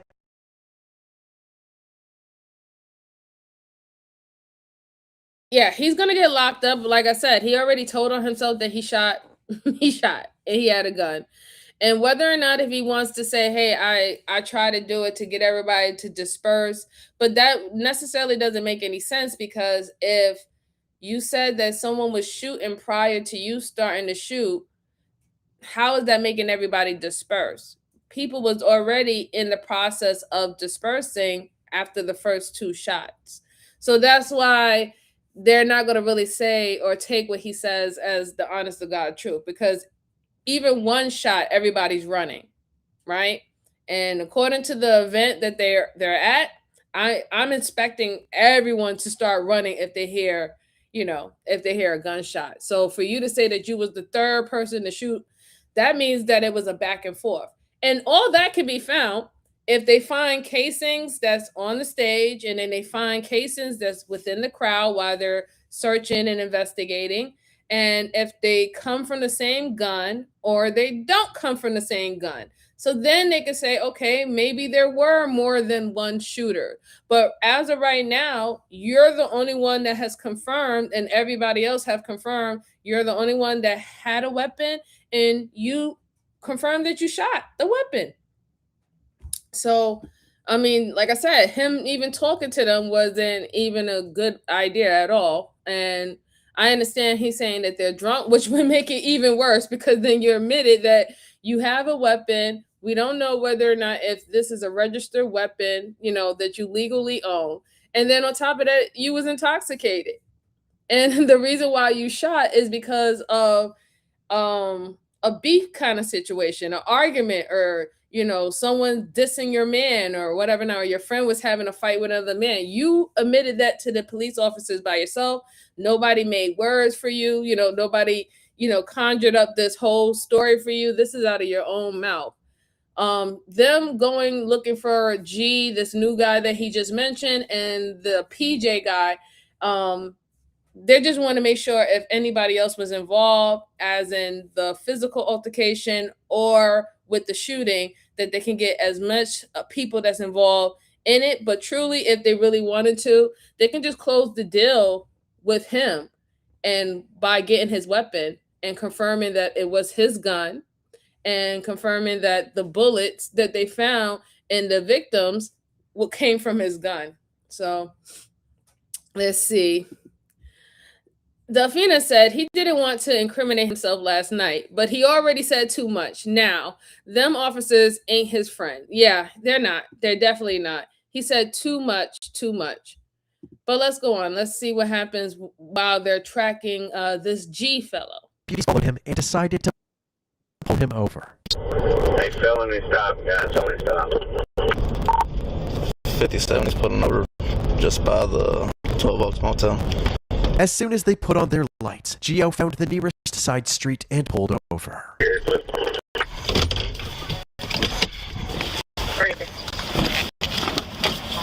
Drive, roll down your window. Go ahead, throw your keys out. Keep your hands out the window. Step out. Keep your hands up. Turn away from me. Back up slowly. Keep backing up. Hey, stop right there. Gio complied with all of the deputy's orders. He was placed into the back of a police cruiser while they conducted a search of his vehicle. Have any gun? Yeah. Things wrong? What kind of gun is it? A Glock.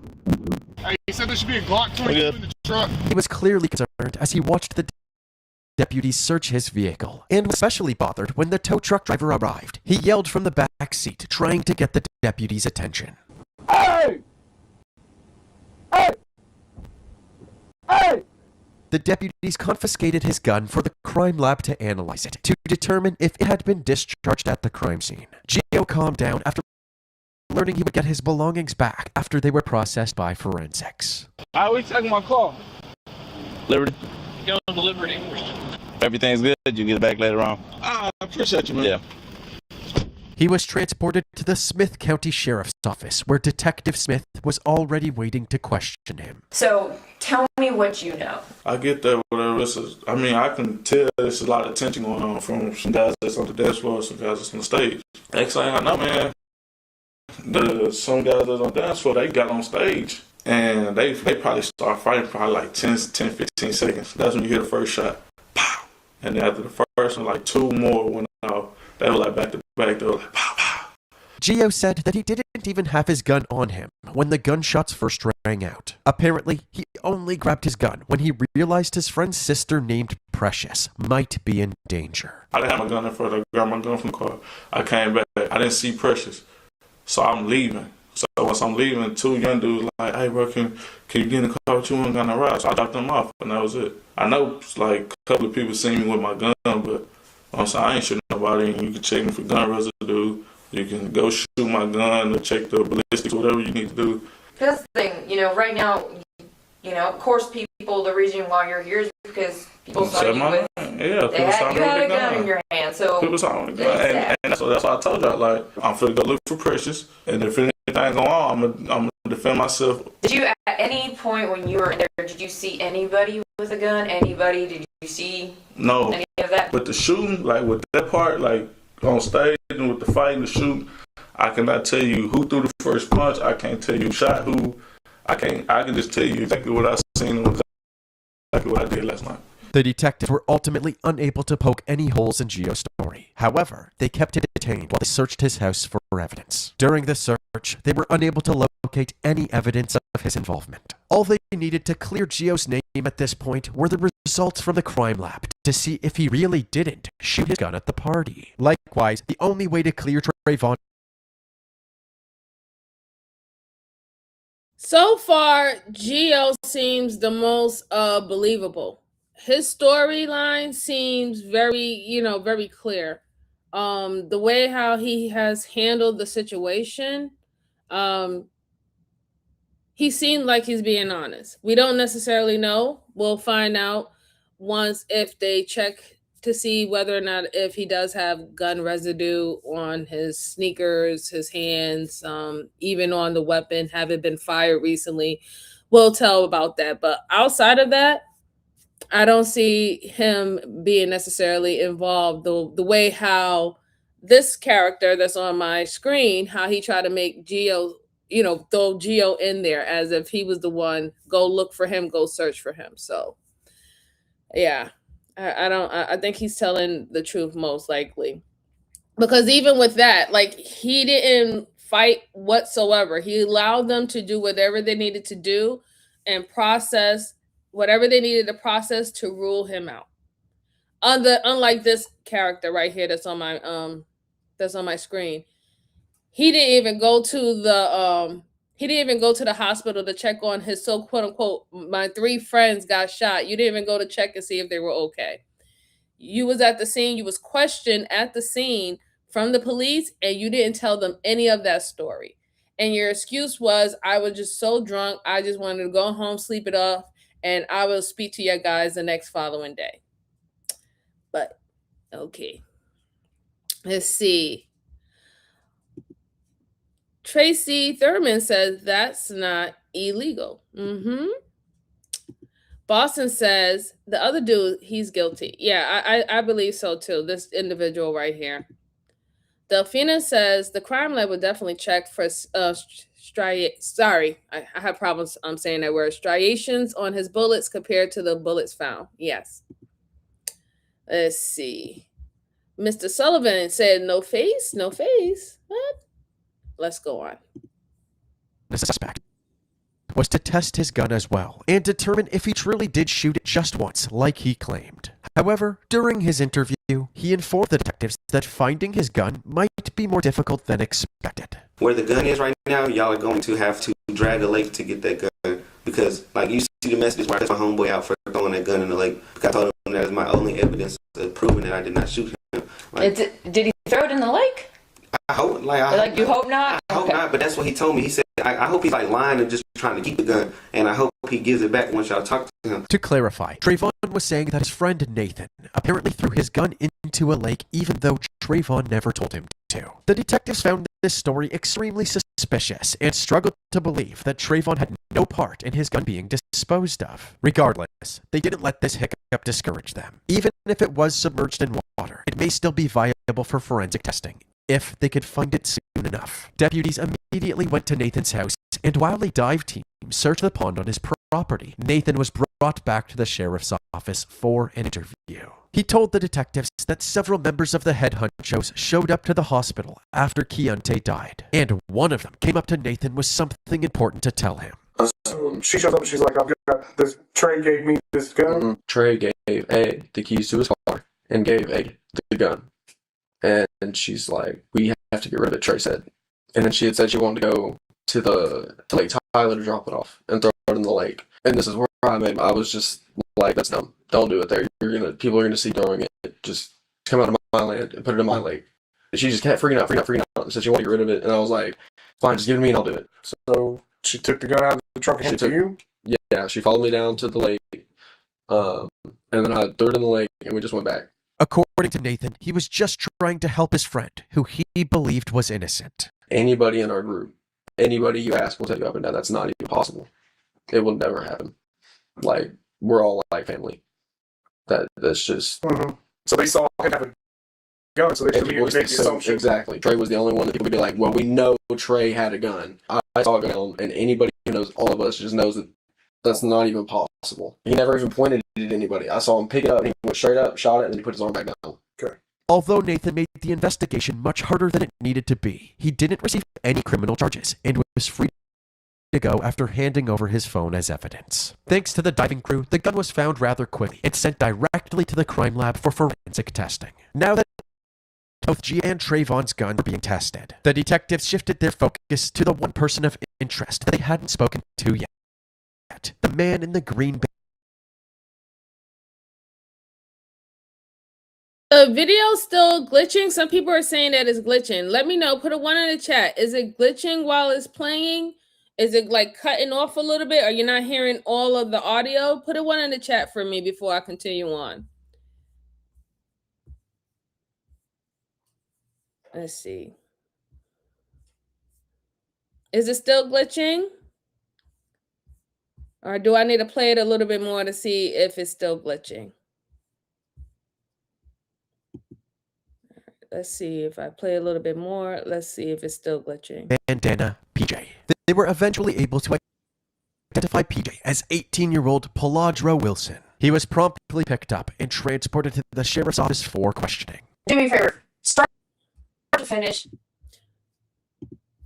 All right, thank you. Thank you so much. Okay, yes, it is glitching. Thank you. Thank you so much. Let's see if I will reboot it a little bit, and hopefully that works. So let me stop sharing, and I'm going to try to reboot it, and hopefully that will help a little bit.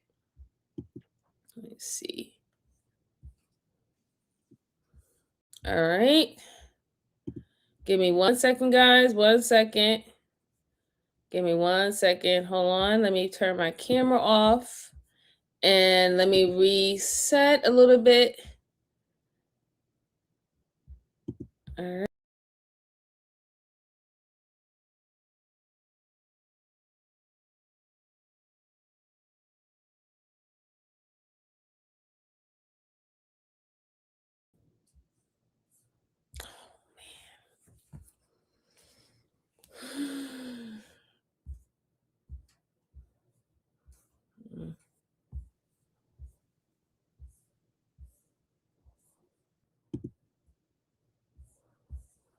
All right, how's that better, everybody? Is that better? Is that better? Put a 1 in the chat. Let me know if it's better. I'm about to restart the video for you guys again. Put a 1 in the chat if everything's looking better. Let's see. Okay, Bruce says it's like a CD. It's like a CD that skips on the Okay, great. All right, I'm gonna play it again. Hopefully this will be better. Do y'all see anything? Do y'all see my screen? All right, let's see. Guns were being tested. The detectives shifted their focus to the one person of interest that they hadn't spoken to yet, the man in the green bandana, PJ. They were eventually able to identify PJ as 18-year-old Paladro Wilson. He was promptly picked up and transported to the sheriff's office for questioning. Junior, start to finish, tell me from the minute you got there to the minute you left, what is going on? PJ confirmed that he and the head honchos had an ongoing beef after he fought several of their members last year. The same people, the Trey and the Trail dude who threw the party, I followed him on video and everything, and I beat him up. Ever since then, he never liked me. However, PJ didn't care that he was unwelcome and went to the party anyway. When I got into an argument, the girl, she out of my face, me and my boys just walked off. I'm on probation, so I don't smoke. I don't smoke weed. I'm all right, mind, and nothing can throw me off at this point. I remember everything. It's crystal clear. Following his scuffle with the girl he stepped on, he and his friends were hanging out at the back of the venue when Cantrell got on the mic and called him out. And then the other dude that I fought, he said, it's some trying to fight a female, they need to get them. What? I hope we're not talking about me, because that was the only altercation. I wasn't trying to fight no damn girl. So I go up to the stage, I'm confronting, like, Trey, pull up his shirt. We see the gun. PJ said that this interaction annoyed him, and he admitted to starting the altercation that led to the shooting. But despite nobody accusing PJ of being one of the shooters, he ended up giving a 29-minute monologue trying to convince the detectives that he had no reason to shoot anybody, and he had nothing to hide. I don't mess with guns. What in the world do I look like messing with a gun? Why the f do I need to shoot you? I will light work. I will run over you easy. I don't need to carry around no gun. I can go anywhere I please. I don't have no fear for my life. I see so much of this, how people being falsely convicted. Like, I wouldn't even take the chance to pick up a gun. This might be seem like some BS to y'all. But shit, I don't have no motive to shoot any of them. All right, it's still don't have no gun. Okay. Any weapon y'all find, I can take my fingerprints. I don't have anything to hide. I done laid out. All right, it's still skipping. I don't know why that's happening, guys. Bear with me, bear with me. It could be probably because all of the snow I'm dealing with over here is messing with my towers. All right, let me just see. Let me play it out a little bit. Let's see if this works. Chips on the table, whatever y'all want to know. Man, all that you just said sounded dumb as shit. What you mean? Just what I said. You this close to going to jail right now, so don't play with me. Why everybody we talked to said you was messed up? I wasn't messed up. I was smoking outside. Next question. If they were so lame, why were you there? Brother, listen to this. Check me out, man. I don't know what y'all was doing back here. If they were so lame, why were you there? It was their party. About 30 of those posted this on Snapchat. Regardless. I'm going back on the females regardless. You went there causing problems. You already said you looking to fight them. I went up on the stage the first time to talk to somebody. When I This argument continued for a while, but eventually the detectives explained to P. Okay, so obviously we can definitely tell that PJ definitely was an instigator. PJ was the one that started everything. He came there to start problems. He knew it was a rival team's event, and he purposely went there to cause havoc. He admitted himself that he purposely went on the stage to start drama and to fight whoever he was supposed to fight. I still don't believe that he was the shooter, though. I don't believe that the first initial shots came from him at all. I believe he is the instigator that he says he is, and he went there to start trouble. But I do believe that the guy with the dreads, the light-skinned guy with the dreads, he was the one who did the shooting. So far, we have not been proven that it was it was like some type of battlefield going back and forth. It wasn't a Wild Wild West situation. Nothing in this whole video is letting me know that it was like a shootout between another person and another person. The only thing that's been concrete is that that guy pulled out a weapon and he admitted that he shot. He said he shot in the air to disperse everyone, but that is the only thing that is concrete here.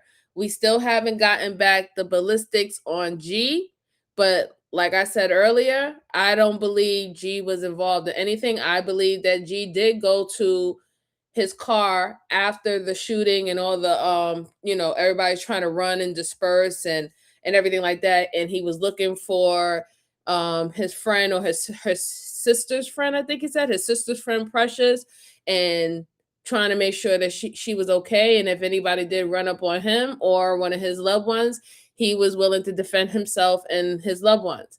I believe his story. And even with this guy, I don't believe he was shooting. I don't believe it at all, because clearly I think if he went up there and he did start shooting after he got in a scruffle with the guy that he got in a scruffle with on the stage, everybody would have been able to point that out, that he was the one that was shooting. They was able to point out that he was the one who instigated everything. So it doesn't make no sense for them to hold that information that he was the one that was shooting. So let's see. Lotto said he provoked the problem and probably went back and said something. Yeah, like he definitely provoked the whole issue. Bruce said, I don't think he shot anyone, though. He might have went to start the drama, but he's not the shooter. Yeah, I agree, Brucey. I don't think he's the shooter at all. I don't think so at all. Instigator? Yes. Cause all this havoc? Yes. Shooter? No. That all they wanted to know was who he thought the shooter was. I'm telling you, this man right here is a genius. Whatever you're doing like raise my blood pressure high, low. Because I'm catching your leg. Besides Trey, All right, besides who had a gun? Who was shot? him. That's it. The only person you saw that was Trey. And that was on my life. That's on my little girl. I heard he got shot. And nobody didn't shoot him but his goddamn friend. And that's the honest to God truth.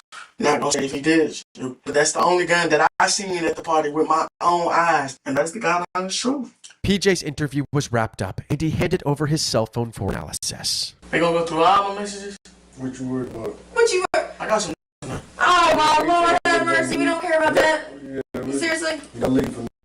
Over the next month, multiple more witnesses were interviewed and several phones were thoroughly searched, but there were no breakthroughs in the case. Then, on May 18th, the forensic analysis finally came back from the crime lab. The detectives brought Trayvon into the interrogation room one last time to share their findings.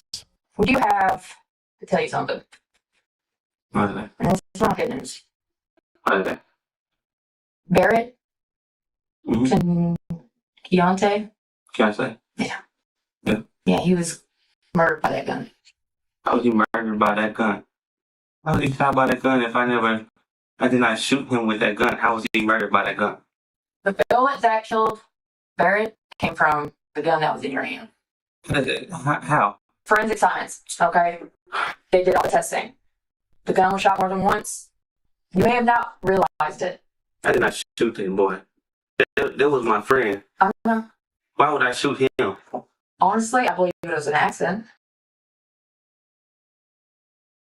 Yeah, see, that's what happens when you do something that's reckless, okay?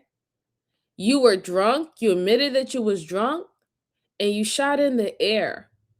And you turned out you shot a lot of people. You think that you're pointing it all the way up, straight up in the air and hitting the ceiling. No. How do you even know that if you're that drunk? You admitted it yourself.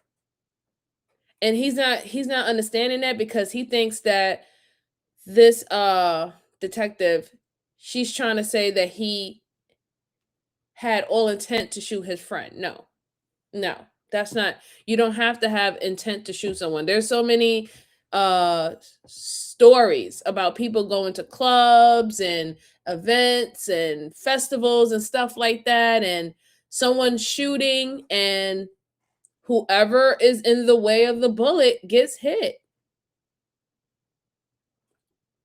That's why it's reckless. That's why you even got locked up, because you admitted that you shot recklessly. You're using a weapon recklessly in front of a whole bunch of people, and people got hurt. People got hurt really, really, really bad. This is a sad situation if you think about it. And you know, it happens to a lot of people and a lot of our youth. And I really do wish that they will stop doing this nonsense.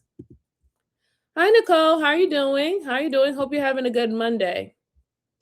Let's see. Drugs said, bro, they're trying to scare him into confessing something that didn't happen. Well, it's not necessarily they're trying to scare him anymore. They already booked him because he admitted that he shot inside whatever event they were at. So they was able to get him on that. Now what's happening is let him know, hey, he said that he didn't shoot anyone. He said that he shot in the air. It's just unfortunate that you didn't necessarily shoot in the air, and the bullets that you did shoot took someone's life. That's the situation that's playing out right now. Let's see. He was locked up until they can further investigate. It's called holding. No, not necessarily in this situation. He was locked up because he admitted that he shot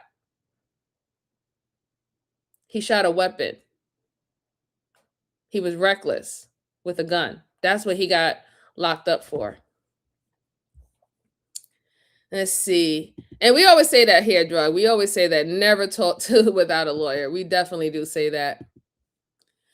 The tramp said he was scared to fight and whipped out. Yeah, he was. And what it was is his friend was having a fight with the PJ guy. His friend was on the stage, was having a fight with the PJ guy, and you know, there's always one knucklehead in the group who be like, "I'm gonna take a fist fight into a gunfight," and he just so happened to be that person that changed a fist fight into a gunfight. It's sad. He shot 3 rounds and all 3 rounds hit 3 people. Yep. Public discharge of a weapon. Yes, Delphina. Yes. All right, let's go on, because I know he doesn't believe it, because honestly, he didn't really mean to do it, but you end up hitting your friends. You didn't end up hitting PJ and his crew. You end up hitting your own people. So. Do you believe it was an accident? And not shooting him. Detectives informed Trayvon that he was being charged with murder, but Trayvon refused to believe that he could have done that to one of his best friends. He insisted that he only shot in the air and suggested that it may have ricocheted off of the roof and hit Keontae. But regardless of how it played out, the detectives believed that he was responsible for Keontae's death, since he had intentionally pulled the trigger. However, the murder charge ultimately didn't hold up, and he later pled guilty to manslaughter. He was sentenced to 10 years in prison. As for Gio, the forensics for his gun came back clean, so he was cleared as a suspect. It seemed like this was an open and shut case, but there's one crucial aspect of the case that we mentioned earlier, but never revisited. Moments later, 5 to 6 shots were fired from an unknown shooter. At this point, the investigators had only found 2 bolt casings, so there must have been more of them somewhere in the venue. It turns out that the crime scene investigators had discovered 3 more bullet casings, but they weren't the same kind as the one Trayvon had shot. Therefore, even one of Trayvon's bullets was responsible for killing Keontae. This confirmed that there was more than one shooter. To this day, no other shooters have been identified, and nobody but Trayvon has been charged in this case. Trayvon Maddox currently resides at the Smith Unit in La Mesa, Texas, and is set to be released in the year 2029.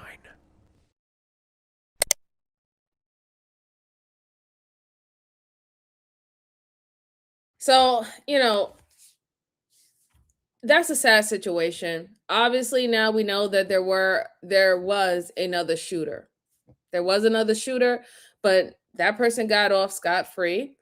We both, well, I would say us, the chat, and myself, we found out that Gio had nothing to do with it, and he was clean, and he was telling the truth, and he was very honest from up in the jump about what he did and where he went and why he had a weapon.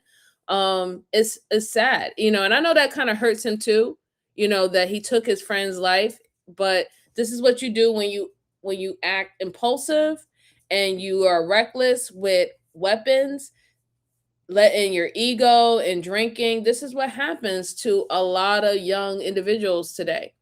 And I truly just believe that, you're going to stop having these type of events and festivals and things of that sort if people continue to do things like that. Eventually it's going to be a crackdown, and you won't be able to do large gatherings and things like that anymore if these things continue to play out, right? So, if you want to participate in these things, you got to do right, do the right thing. So many other people could have gotten hurt, more than just the 3 individuals that got shot and the one that lost his life. It could have been in the tens and the 20s of people who could have gotten hurt. It's unfortunate, and rest in peace to that young man and his family, because they were so distraught.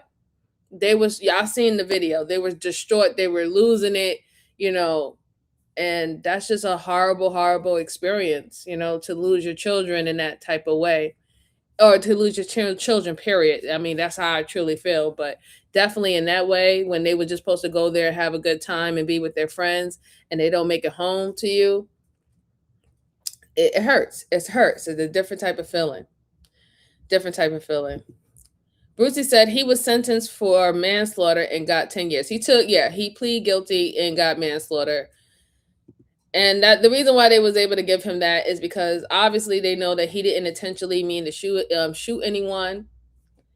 And definitely not his own friend. So, there wasn't no intent of being like vicious in that way, but he was reckless. And who knows? I don't even think that gun was actually legally registered or legally owned to him. And then on the top, he did try to get rid of the weapon. He did, at one point he did try to get rid of the weapon too. So yeah, he's serving now. He's supposed to be released in 2029. So that's 3 more years that the young man has. 3 more years. All right. Okay, so I know we're buffering. I'm sorry that's happening. I don't know if it's still like a storm situation that is messing with the towers. So I apologize that that's happened. Just make sure you're hitting the like button for me. Truly appreciate it, as always. Or don't hit the like button. Still helps the channel nonetheless. And share this out to anyone who likes to go over these type of cases and participate with us in the chat. And also if you want to be a part of the Let's Talk About It crew, you can go ahead and sign up for the membership. It will be very appreciated if you would like to or not.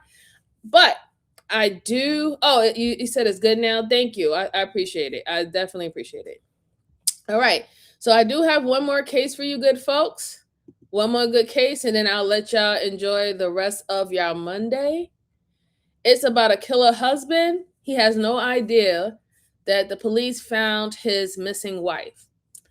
Very interesting. We always tend to, when we look at these cases, whether if it's a wife or a husband, we tend to find out it always has to do with a lover, money, life insurance, or death benefits. It's always some reason why things like this is happening. And knowing that the stats that a lot of divorces and marital problems and issue has to do with finances. So let's go ahead and look at this and see what happened. Hopefully it doesn't freeze and lag anymore. I'm praying to the YouTube gods that it doesn't do that anymore. But we'll see if it want to let me slide for today. Let me pull up my screen. All right, I hope you guys can see this, and here we go. Tell me about the days you got called to the doctor's office. This is Nicholas Casotis, and within moments he tells police that his wife Mindy died during a routine medical visit while pregnant with their child. I pulled in, there was a spot, there was a man, I could see a man standing behind the door. He said that he was very excited to tell me that he passed away suddenly.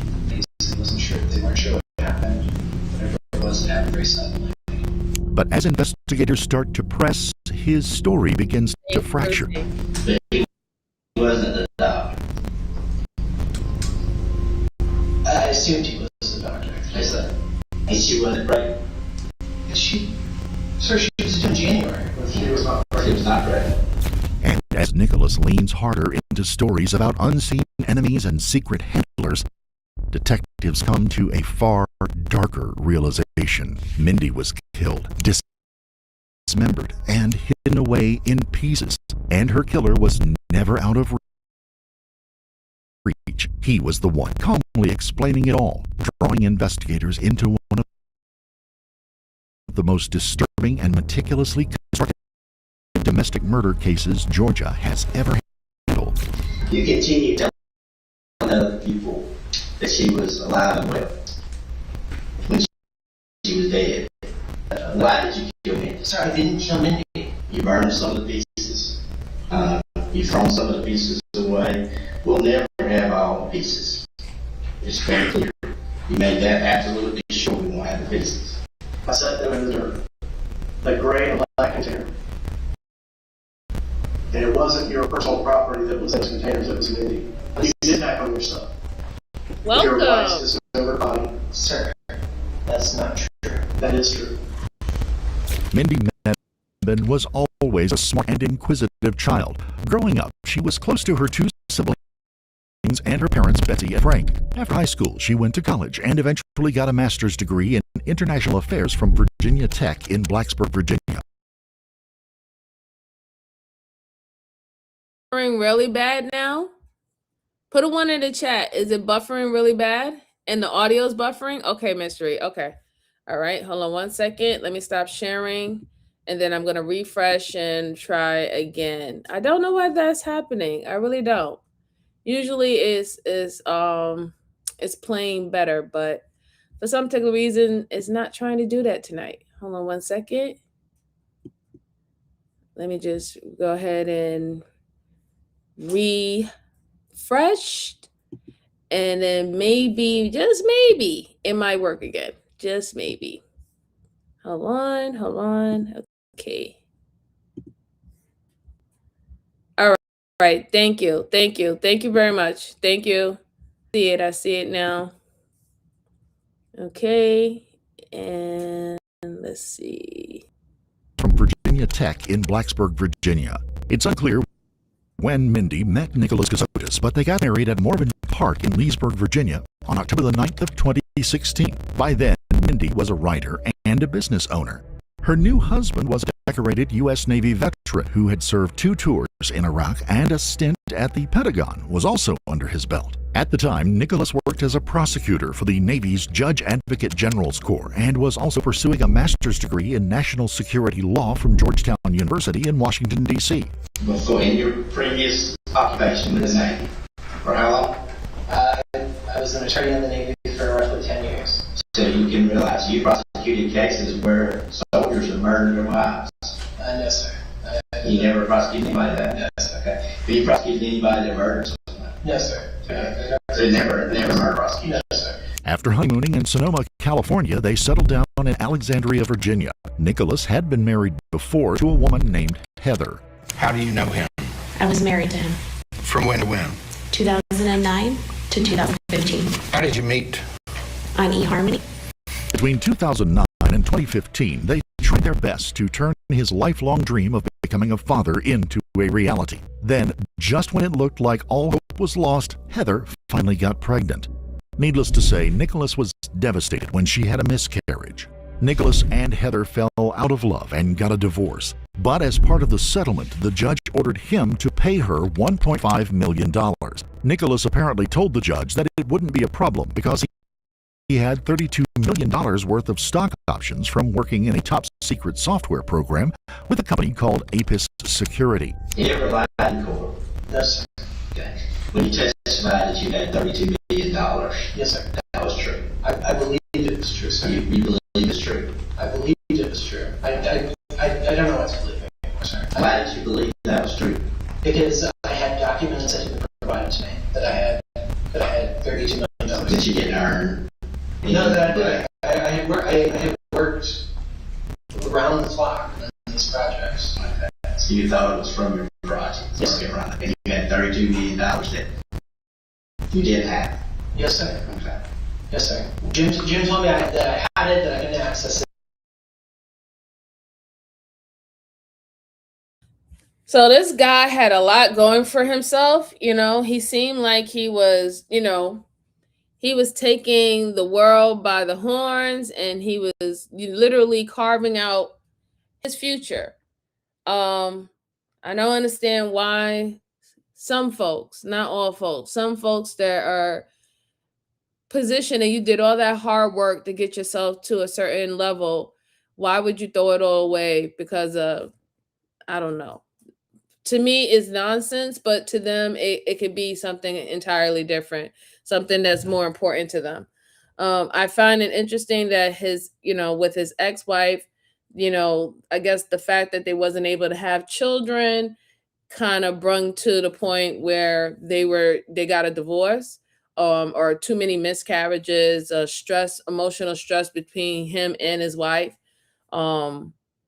But then now I'm wondering about the wife that's in question, the one that is missing, the one that seemed like their body was decomposed. He just said that he had $32 million that he worked, that he was given or he earned working for a software company. And he had no problem paying out the $1.25 million. I'm wondering, in this situation, was he about to get another divorce with the wife that lost their life? Was he about to get a divorce for her, and he was afraid that he would have to pay a large payout like that, like he did with his current wife? I'm wondering if that's kind of the line of questioning that the detectives are trying to harp on. Like, maybe you didn't want to experience that anymore. So I don't know. Brucey said, "I'm happy you didn't turn to the dark side." Yeah, I don't know. The Brucey, you stayed a good girl. Ah, man. Yeah. Yeah, I guess so, Brucey. I guess so. All right. Hopefully, by me just talking a little bit, hopefully, praying to the YouTube gods, that is going to stop with the buffering and we can listen in a little bit more clearer. But according to his first wife, Heather, he did everything he could to avoid paying her. Have you seen, or at the time, or at any time, did you see any evidence that Nick Casotis had the $32 million that he said he had? When he testified under oath. I understand that. Did you see any documentation of the $32 million? No. Bank statements? Oh, yes. That showed $32 million? They were fake, but yes. And when you followed up on that, do you remember the bank? Bank of America? Okay. Did you do anything with Bank of America to see if there was $32 million in there? I tried filing the judgment in every single banking institution in the Virginia area, sir. And were you successful at getting the $1.5 million from any of those banks? By some accounts, Nicholas and Mindy moved nearly 50 times during their first few years together. Heather claimed they moved so frequently to prevent her from taking legal action and having him arrested for non-payment. But according to Nicholas, the moves had nothing to do with him skipping out on the debt. This is where things get hazy and a little bizarre, because Nicholas claimed that he and Mindy were being harassed by nefarious forces. It all started with vandalism, mail theft, and unauthorized withdrawal from their bank accounts. And later, while living in Charlottesville, Virginia, Nicholas claimed that he was attacked by a man with a baseball bat. He also claimed that the incidents were related to his job, but he never got any more specific than that. Things eventually got so bad that an FBI agent named Jim McIntyre was assigned to protect him and Mindy. According to Nicholas, Agent McIntyre told him that the man he thought was his father was behind the harassment and attack, but that he wasn't actually his biological father. Nicholas claimed they moved around so frequently for their own safety that Jim McIntyre told them when and where they were going, and that he and Mindy did whatever they were told. I think Jim has lied to me for a long time. I do believe that. I don't believe Jim exists.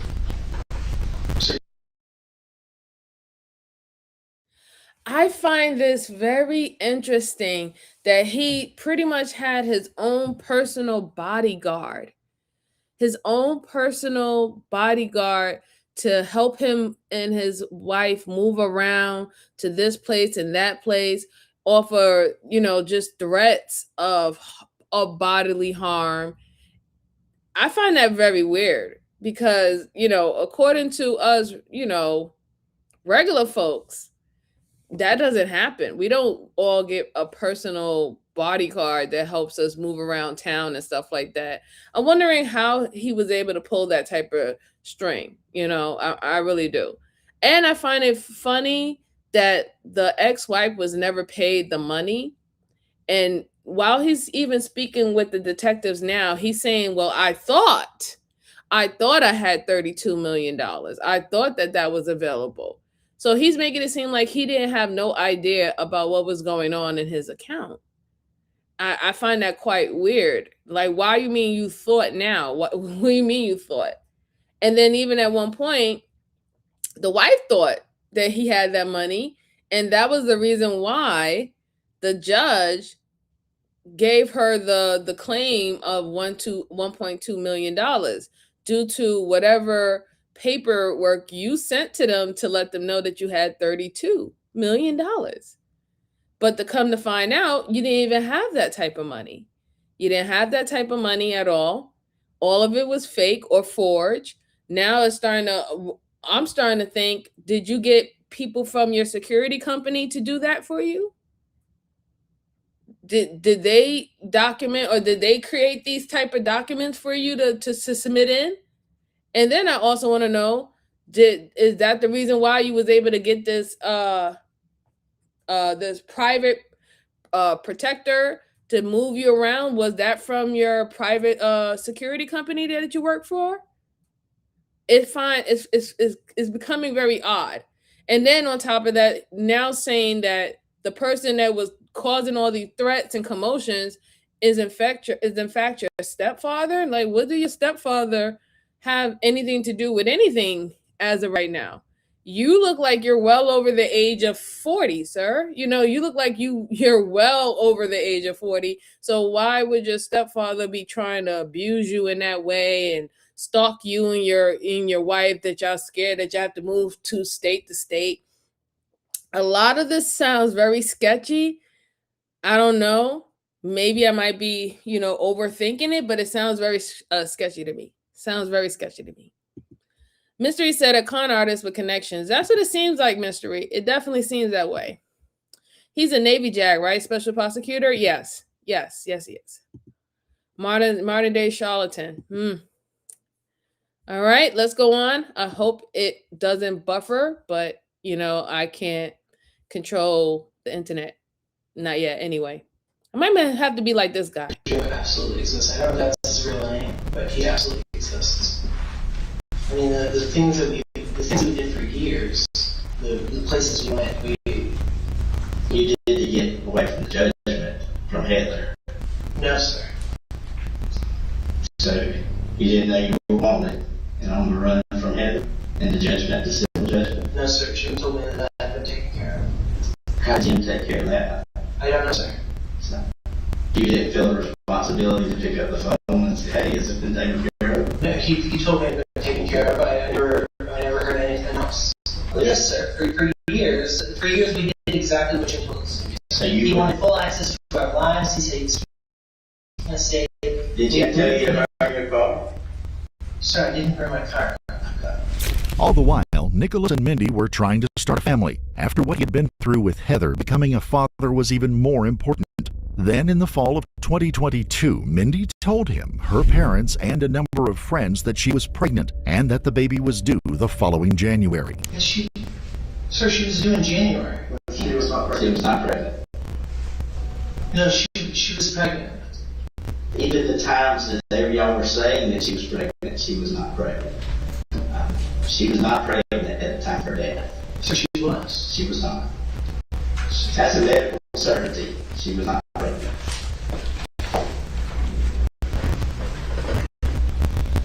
I fed her. I held her out of bed. I did so in one relationship with somebody online. I swear to someone online. You were running out of options. You were running out of funds. No, sir. Did you discover a lot that Mindy wasn't pregnant? No, sir. She wasn't.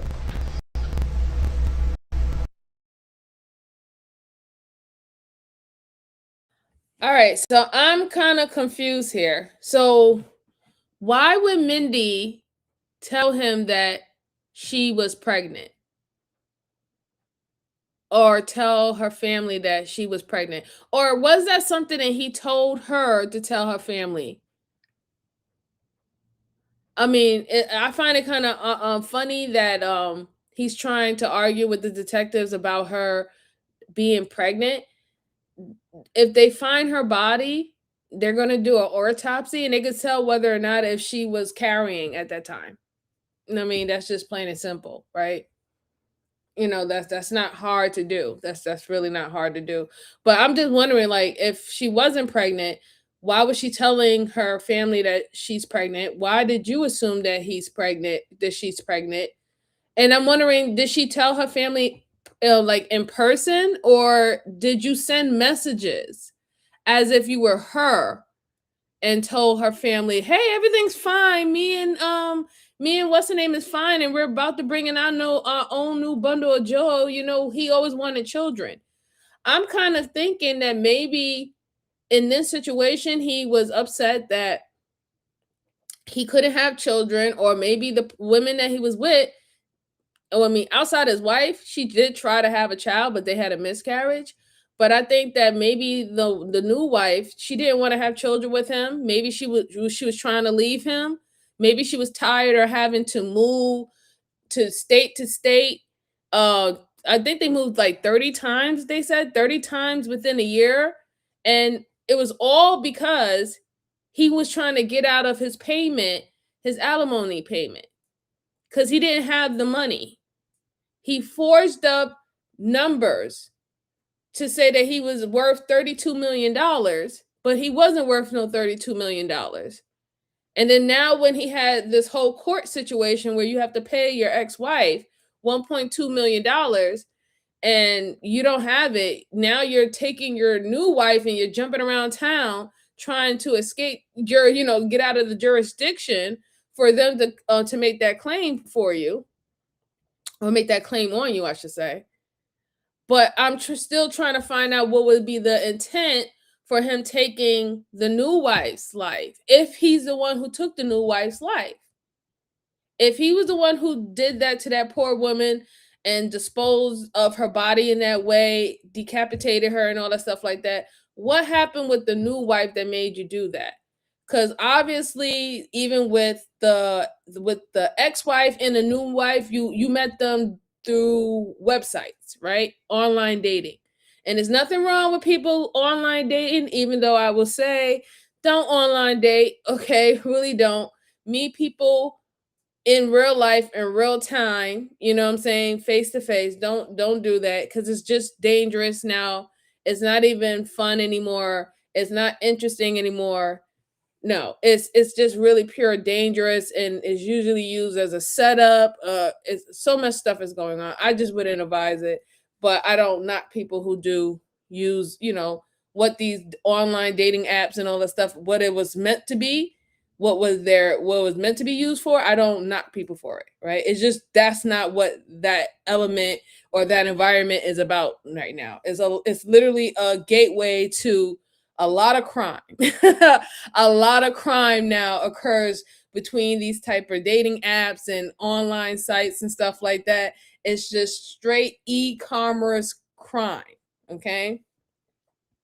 Let's see. Brucey says, see, kids but smart doesn't mean you're educated. Brucey said he's gullible. I don't know. He seems like he's trying to make it seem like he's gullible, but he's very he's strategic. I will say that. You know that moment when you know you effed up? Yeah, he sure didn't. Yeah.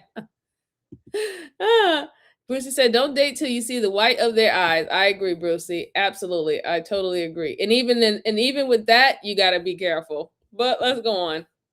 I thought she was pregnant.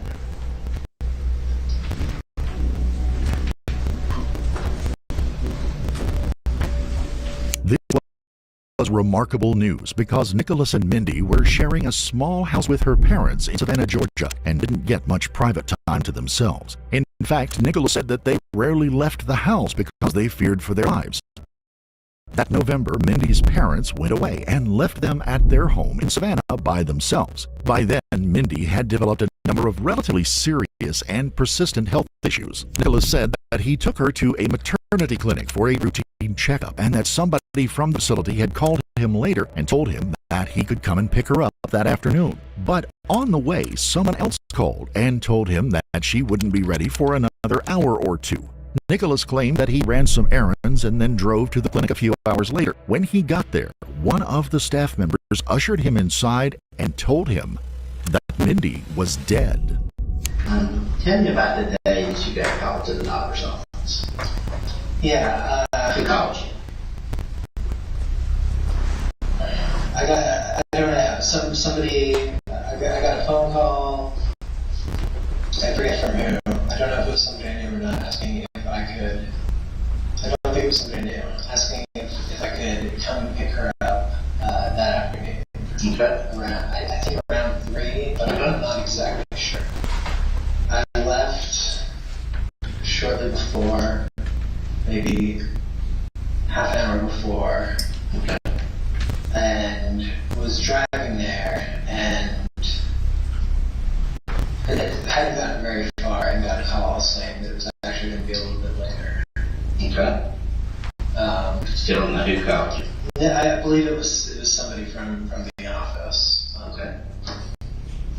And at that point, I wasn't really sure what to do in terms of my time. I drove out. I think I drove out towards that way a bit, and then I went and ran a couple of errands. What errands did you run? I think I went to the pet store. Mm-hmm. I'm not sure where else I might have gone. So, would the doctor's office be in the Savannah area? Oh yes, absolutely, absolutely in the Savannah area. Okay. And when we say Savannah or Savannah area? I don't know the difference, sir. Okay.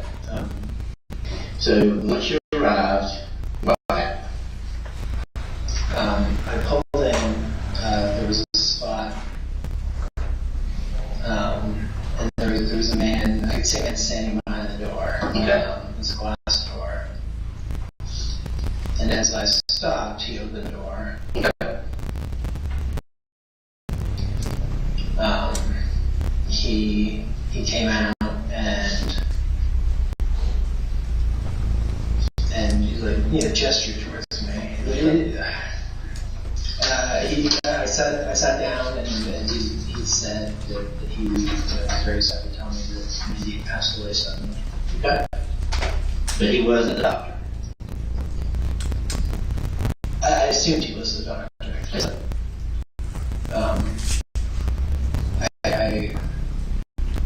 So he said Mindy had passed away suddenly.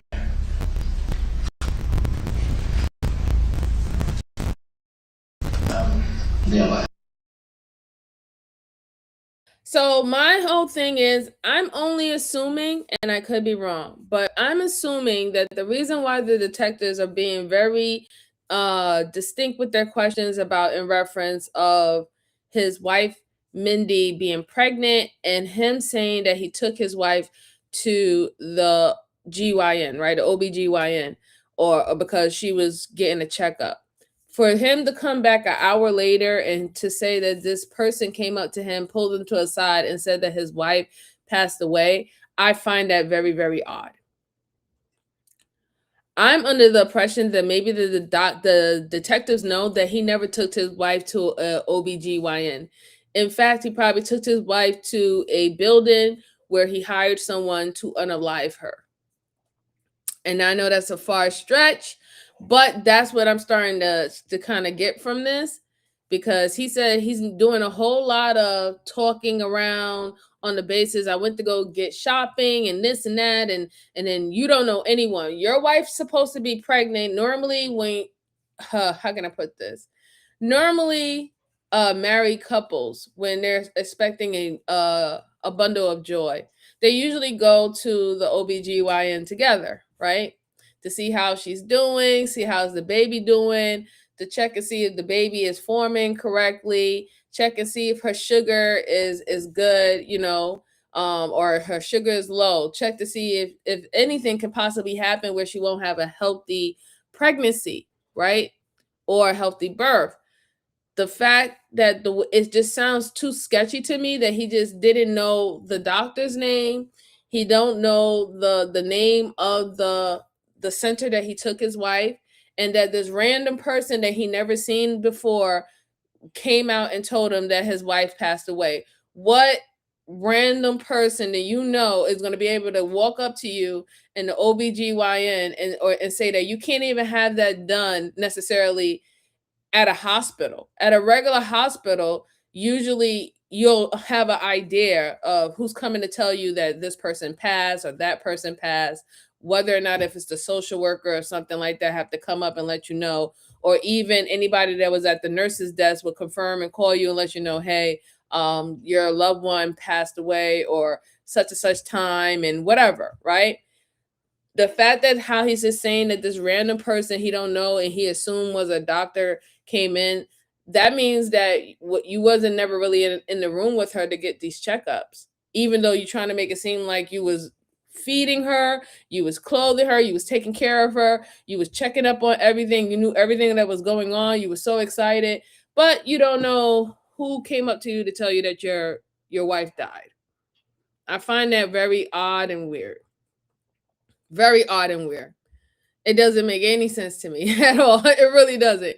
It doesn't make sense to me at all. So I'm like I said, I'm just assuming, and I could be completely wrong, but I'm thinking at this point, who knows if he took his wife to an area where she was ambushed, pretty much, he went around shopping and everything like that. They took care of his wife for him and kind of helped him dispose the body. It's kind of reading like this. I hope that's not the case, but it's not really looking good. It's not really looking good at all. Let's see.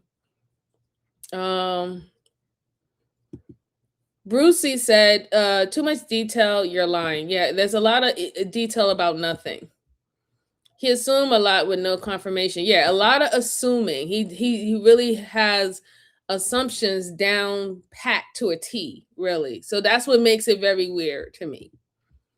Brucey said, and he didn't ask who this person was or how he knows she was dead. I assume it was her doctor. No, the doctor would say, I'm the doctor. Yes, exactly. Miss J said, extremely odd. Yes, it's very odd for me. All right, let's go on. Let's hear the rest of his story. I was extremely upset. I thought I was coming there just to pick her up and bring her back. He said he wasn't sure what had happened, that they were gonna find. I asked what happened. He said he wasn't sure. They weren't sure what happened. Whatever it was, it happened very suddenly. And he said that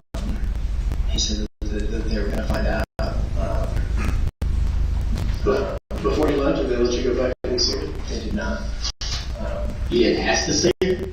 I asked if I could see her, and he said not right now. I thought it would be. I thought it was because of the maybe like the autopsy or something. I was extremely upset. I didn't know what to do. I went straight back to her parents and told them. Later, Nicholas claimed that he didn't remember where the facility was, what it was called, or the names of the doctors or staff members he dealt with. Unbelievably, he never even asked for a death certificate. And at that point, the story Nicholas told got even more bizarre. Shortly after he found out that Mindy was dead, he claimed someone from the clinic had called him and told him that Mindy had been accidentally cremated and that he owed them $5,000 for the cremation and that he could meet a man in Montgomery, Alabama if he wanted her ashes. So then you go to Florida. Guys, this story is getting wicked and creepy as we keep on going down this video. None of this makes any sense. That's not even the process of what happens when you lose a loved one. Like, that's not even the process. So I'm not understanding at all. How did that even play out? You didn't ask for a death certificate. They cremated your wife without you even knowing or without you notifying you. And then on top of that, they wouldn't even do that, right? Like, usually you have to get in touch with a funeral home that will, set things up, whether if you're going to, get a cremation or you're going to actually have a traditional funeral. They don't cremate you at no center, at no facility, and definitely not at no fucking hospital. Usually anyone who passes in a hospital, if they go straight to the morgue, if the family don't notify them right then and there that please send the remains to this funeral home services. So what the hell is he talking about? And then now when they ask him about what's the address, what's the name, who's the doctor, you don't know any of this information. But you led with the fact that you was so attentive as a new, about to become a new parent, very focused on the health of your wife, and you was taking care of her and treating her like, it doesn't make any sense. It doesn't make any sense of what he's saying. Is weird. And usually when it doesn't make any sense, it's most of the time it's not true. Hi, Turkey. It's good to see you. Hope everything's well with you, sir. Hope everything's well with you. Thank you for coming. Let's see. He sure knows where she was cremated, but she needed a death certificate for a cause of death. Exactly. In which you don't get a death certificate unless the remains get examined by the state, right? So the remains gets examined by the state, and they put on the death certificate what was the cause of death of the individual. That's the steps. The hospital don't do it. The morgue and the hospital don't do it. It has to be the state coroner. The state coroner has to examine the body, and they get to confirm on the death certificate, doesn't matter what state it is, what was the cause of death of the individual. So, like I said, a lot of what he's saying doesn't make any sense. And he's just digging himself in a bigger hole. And this whole I don't remember, that's just BS. That's just BS. Complete BS. Turkey said, just got my construction business going. Oh, okay, good. I'm glad for you, sir. That's wonderful news. Wonderful. Keep up the good work. I'm glad everything's going well with you. Let's see. But but doesn't know the doctor's office, city, or ever what. Right. The me will tell the cause of that. Right. Exactly. It's just getting weird. It's getting really weird, and I'm not buying it. I'm definitely not buying it at all. You go to Florida, and you go to Florida to pick up beer. Yes, sir. And then you go to Florida to Montgomery, Alabama, and you cash the check for $5,000. That's a cash withdrawal. Cash withdrawal. Yeah. I think it looks like that. Cashier's check, yes. But you get $5,000 to meet some guy that you don't know on the side of the road in Alabama for Mindy's ashes. Yes, sir. Do you know how many local You got this, sir. You got places it. there are near It works. Keep up. Sir, he had You built called different. me You and got said this. that my wife's parents were available to be picked up. I forget where he said they were. Nicholas eventually told Mindy's parents about their daughter's tragic and untimely death. After that, they moved out of the house and Nicholas disappeared from their lives altogether. Meanwhile, he changed his name from Nicholas Casotis to Nicholas Killian Stark and started an online relationship with a woman named Samantha. And you know, during this time, you're continuously talking to Samantha. Yes, sir. You're talking about your business trips. Talking about your business trips and you're continuing to have a romantic online relationship with Samantha. Yes, sir. Just found out why I did. You've been telling everybody she's dead since October. But you continue this relationship as it goes and as you travel, flee. All the way to Missouri. I'm not fleeing, sir. Okay. So you changed your name. Well, you told me you were fleeing from your father. So you were not fleeing from your father still? Well, I mean, I was. I was trying. I thought that the name change was the culmination of years of work to keep us safe. We have been among our friends and family. We've been using that name for 2 years. Then you get a marriage license and you get married. And back up a little bit before that, when you start getting pressure to move into a house and get away from Airbnbs, the car mysteriously burns with all your money in it. When was your last contact with Jim? My last contact with Jim, I don't know, it was probably around the time that the marriage license was, we applied for it or shortly thereafter. Because he had to tell you what to put on there, so you would know what the lie would be. Yes. Okay. He told me that there were things I had to lie about to keep myself safe. That's what it definitely looked like. Remember applying for that marriage license? Yes, sir. Remember the questions it asked? Yes, sir. Okay. What did you say on that marriage license? I said that I'd been married once. I said that Mindy passed away in 2020. Okay. 2 things that Jim told me to put down. So you lied because Jim told you to lie? Yes, sir. Is Jim telling you to lie here today? No, sir. I'm not spoken to Jim. I'm a little there with time on it. During their brief courtship, he told her that he was a widower and that his wife and unborn child had died in a hospital. At the time, Samantha was separated from her husband and more than a little wary about starting another relationship with a man that she had never met in person. When she asked Nicholas to prove his identity, he sent her an image of a fake Georgia driver's license with the name Nicholas Killian Stark and an equally fake employment verification mail from Apis Security. Were you concerned that you had met him online? Yes. Yes, I was.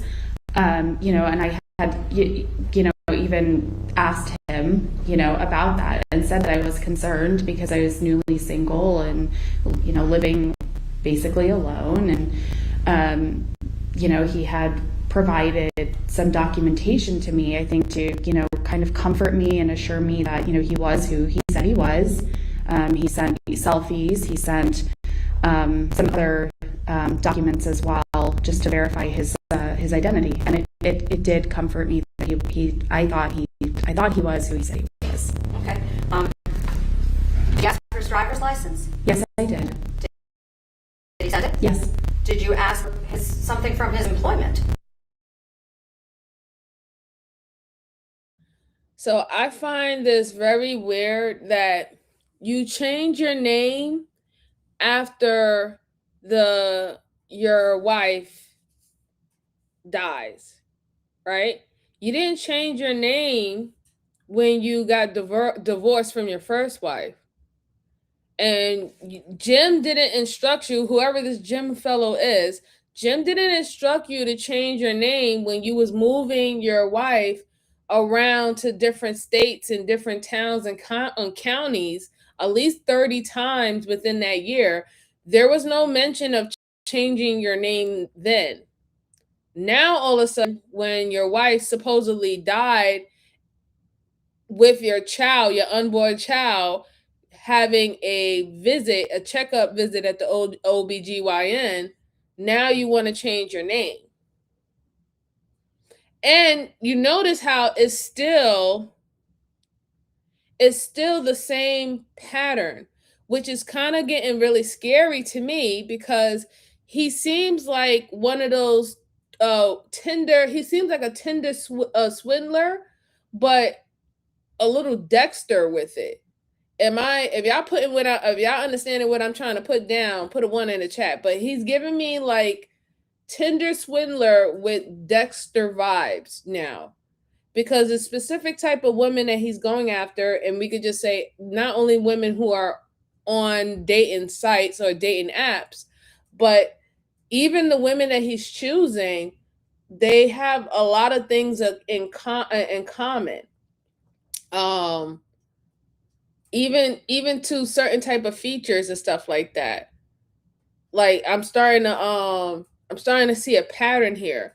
Even how he even got these women. He met his first wife on eHarmony. She had certain things going for herself, whatever not. The second wife, it was the same thing. He met her on an online dating site. Then this girl, he met her on a dating site again. And it seems like the way how he plores is how he, sucks them in. He makes them feel like he's very decent and honest, and he has a good work ethic. And here's a driver's license and everything like that. So, you could look me up, but you can't really look up a fake driver's license. And then on top of that, how is she even going to really know if that is real if you're just sending a picture, right? It's not like she's holding it in her hand. Obviously she said that the reason why she wanted to see that because she have never met him. So she's concerned, right? Especially, I guess being a new single mother out, trying to date and everything like that. She's concerned about who she's meeting out here, out in the streets. But you send a picture and a photo of a driver's license. It looks real. It looks authentic. This is scary. This is really, really, really, really scary. Because the fact is, this Jim fellow, don't know who the hell this Jim fellow is, but literally the guy is being protected as if he's a public official.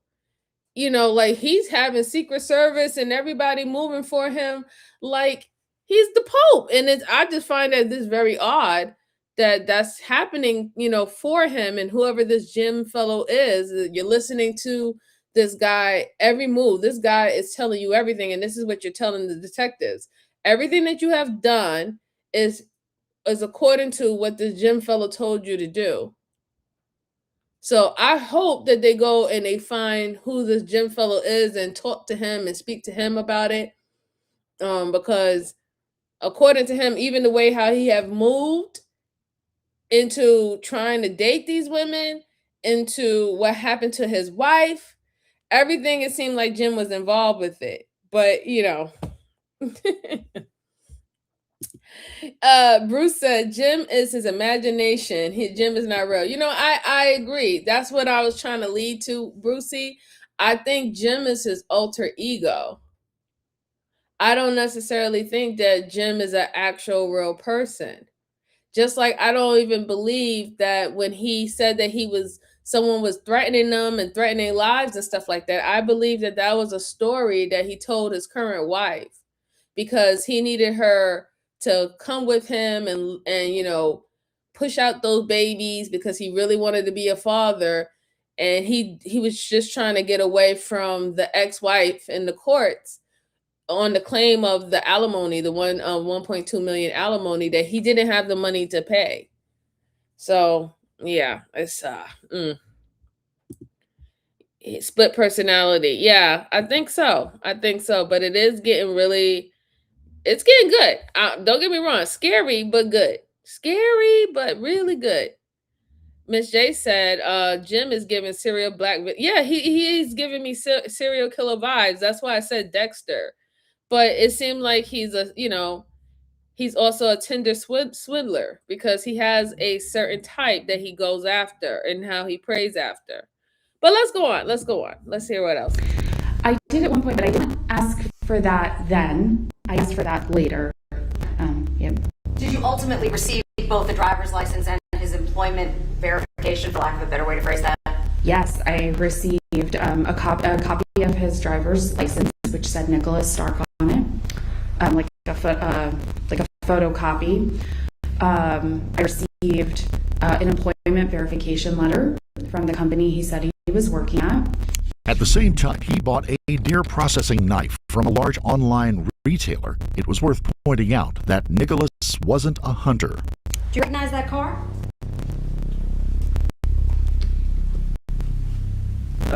It looks like the same make and model car that I had. And you don't dispute that you were down in a large wooded area on November 29th of 2022 at the time referenced in that photograph? I don't really recall where I was, ma'am, but... You don't recall where you were? Right. Okay.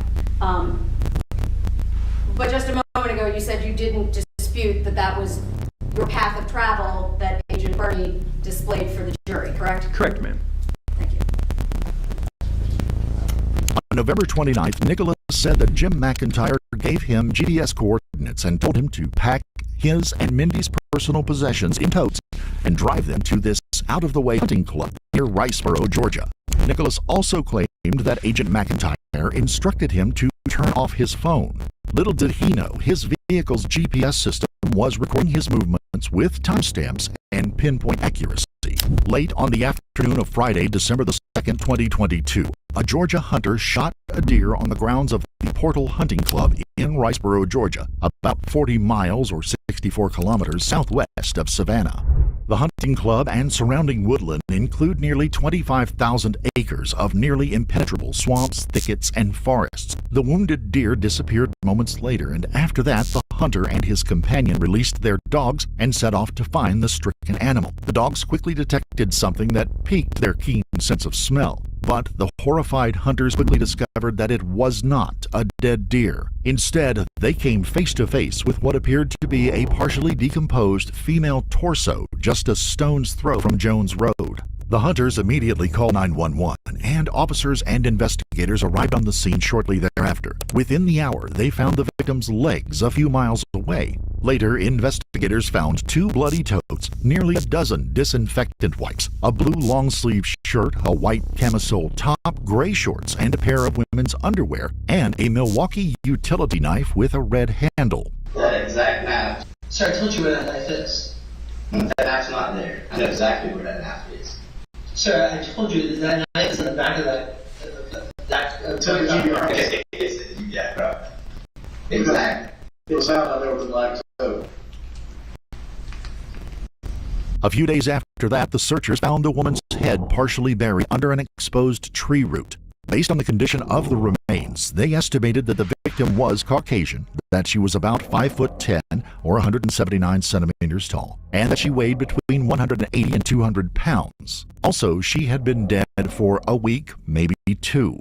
As gruesome as their discovery was, agents from the Georgia Bureau of Investigation struggled to identify her. Eventually, they released an artist rendering in hopes that someone would recognize the image and come forward. They also tried identifying her by using her fingerprints and a dental implant found in her mouth, but those efforts proved fruitless. Next, the Georgia Bureau of Investigation teamed up with the FBI to develop a genealogical history that allowed them to track down a number of potential relatives. Later, the medical examiner determined that the victim had died from blunt force trauma, and the manner of death was homicide. Nicholas eventually proposed to Samantha, and they got married in March of 2023. Meanwhile, investigators got a big break when his first wife, Heather, saw the artist rendering and contacted the authorities to tell them that it looked like Mindy. Shortly thereafter, investigators compared DNA from Mindy's mother to DNA taken from the victim. On May the 11th of 2023, 5.5 months after the dismembered body was found at the Portal Hunting Club, they confirmed that it was 40-year-old Mindy Mebane Casotis. At the time, Nicholas and Samantha lived in Lancaster, Pennsylvania. He was arrested the following day and eventually extradited to Georgia, where he was interrogated by agents from the GBI. Unlike some interrogations, they didn't waste any time with polite small talk. Alright. Did you kill your wife? No, sir. Okay. I swear to God. When was the last time you saw your wife? I saw my wife on Saturday. The Saturday. This guy is a horrible, horrible, horrible human being. And to do that to that poor woman, and it just seems as I don't know, it's just weird because I'm getting like serial killer vibe. It's like he's trying to impregnate, he'll marry these women, right? He's trying to impregnate these women. And if he can't get a child from the women, it's the women's fault. It just so happened with poor Mindy, he decided to off her and trade her into for another woman that he was already, lining up before he even did the act to Mindy. And then this whole Jim guy that nobody knows, and there's no information about him, but he was assigned to you from the security company that you work for. And at this point, I don't even know or believe if the security company that you work for exists anymore. I don't know. Like, to me, that seemed like that could be a lie too, right? He just forging up all these documentations, and he gotten very well, good at forging things or hiring someone to forge documents for him. It just seems like that's what he wanted to do. I think that's what he wanted to do. Hey, Skinny, how you doing? How you doing? It's good to see you. Good to see you. I don't know why, Skinny, it's been happening all night. I apologize. I apologize. Just bear with me. I have refreshed. I've refreshed numerous of times. I don't know why that's happening, but that's why I wanted to take a break and pause. Hopefully it will, self-correct itself. But it's good to see you. It's good to see you. Yeah, let's see. Brucey said, what a Christmas present for her parents. Sorry, folks. Yeah. That's horrible. It's definitely horrible. All right. Burnt Popcorn said, sounds like he's Henry VIII. Yeah, you know what? You sound right on the money. You do. You got that right on the money. He just seems so weird with it, because I'm really just thinking about the intent about doing what he did to Mindy. I understand why he tried to, skip out of town for the first wife, but this whole situation with Mindy is like he was moving her around, telling family that she's pregnant and she wasn't even pregnant. Then he was already lining up another woman before the act was done. He eventually went and married the other woman, and they ended up living in Pennsylvania. It's just like, wow, real Dexter vibes. But let's go on, because this is a long video. So I'm trying to keep it as short as possible. I had some of my coworkers. Shout out to my coworkers, gang. Shout out to my coworkers who's watching me. They be complaining when I go to work saying, I'm tired of you with your 4-hour, 5-hour live streams. Why are you talking for 4 or 5 hours? So I said I'll be good. Let's see. Hey, AJ, what's going on? It's good to see you. Let's go on. After Thanksgiving.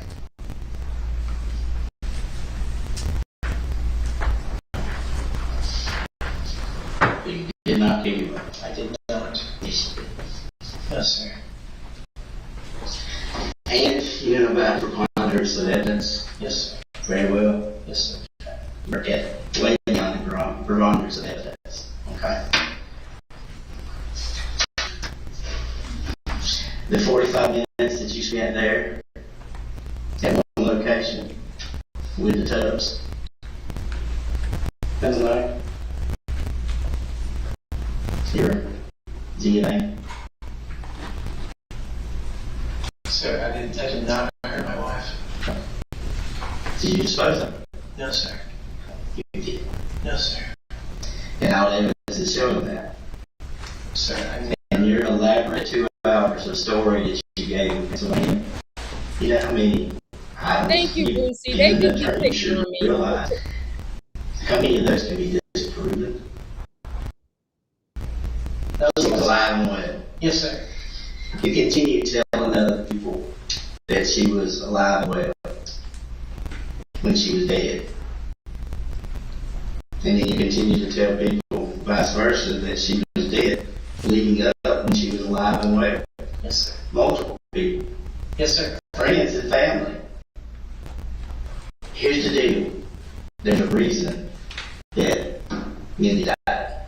Yes. Okay. But I don't know. Yes, you know very well that reason. You killed her. I did not. The big question is why? Sir, I would never have killed Mindy. I woke up in the morning and I took care of her. I rubbed her back, I rubbed her leg. And she wasn't pregnant? Yes, sir, she was due in January. She was not pregnant. She was not pregnant. Why did you kill Mindy? Sir, I didn't kill Mindy. You killed Mindy? I did not. All the evidence shows that you killed Mindy. And we'll continue to show. It's kind of like a 1,000-piece puzzle. You burned some of the pieces.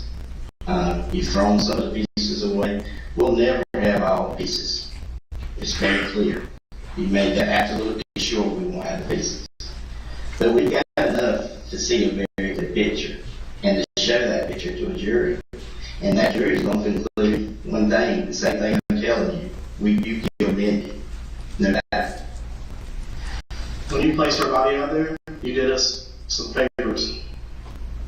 Where you placed it, it preserved some things. You weren't expecting her to be found so quickly.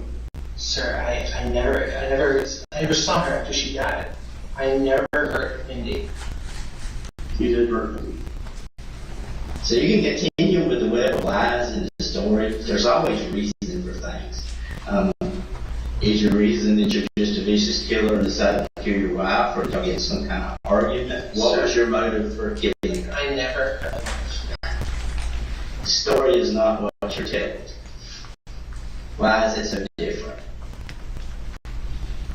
What do you mean, sir? Your elaborate story on the run all this time and all the periods of stuff and the web of lies. Why is it so different than what happened with her that the record shows, the evidence shows, the DNA shows? Why is all that? Is your being set up? Is what you're saying? I don't know. I don't understand. So your phone and your only person that you said was turned off. Yes, sir. Still goes to those containers on a property that's 25,000 acres down a dirt road, 40 minutes from the house in Savannah. That matches the GPS, all the stuff matches. That knife that you purchased at Home Depot ends up there as well. The cleaning, the purchasing, the credit card swipes, the story that continues, lies that you told to many others.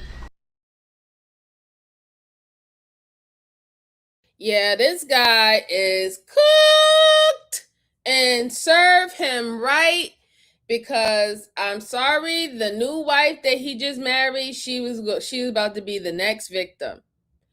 He wasn't able to play that with the first wife. She got out of Dodge, got out of hell real quick. Poor Mindy had to suffer this. This is horrible. But the next wife, she was about to be up next, because there is a bloodthirst that was going on. I don't know. I sensed that with him. He has this blood quench, this bloodthirst, especially now that he felt that he got away with it. He was probably going to do the same thing to the new wife. My thing is that he did not cover a lot of trails, and this is why I say it's giving me some, I don't know, it's just giving me some Dexter vibes with this guy, because I don't know if he left all that stuff out there because he wanted to see if someone was going to actually find it. I don't know if he's that type of individual, but if he really wanted to, for her not to be found, you would have found a way to decompose the whole entire body. You wouldn't have dismembered her in that way and then leave her head half buried. Then on top of that, you left all of your evidence up there, even the shirt and stuff like that. And then the knife situation was like a done deal because you went and bought that knife at a particular Home Depot. That knife has a serial number on it. All they have to do is call the Home Depot and look at their logs to see, did you have this item or was this item's bought at your store? Yes, the item was bought at our store by this serial number. Okay, cool. Can you tell me what date that happened? Yes, it happened on this date. Great. Do you have surveillance of who bought the knife? Yes, we have this. Do you have the credit card that was used and what the name is on it? Yes, we have that. And so forth and so forth and so forth.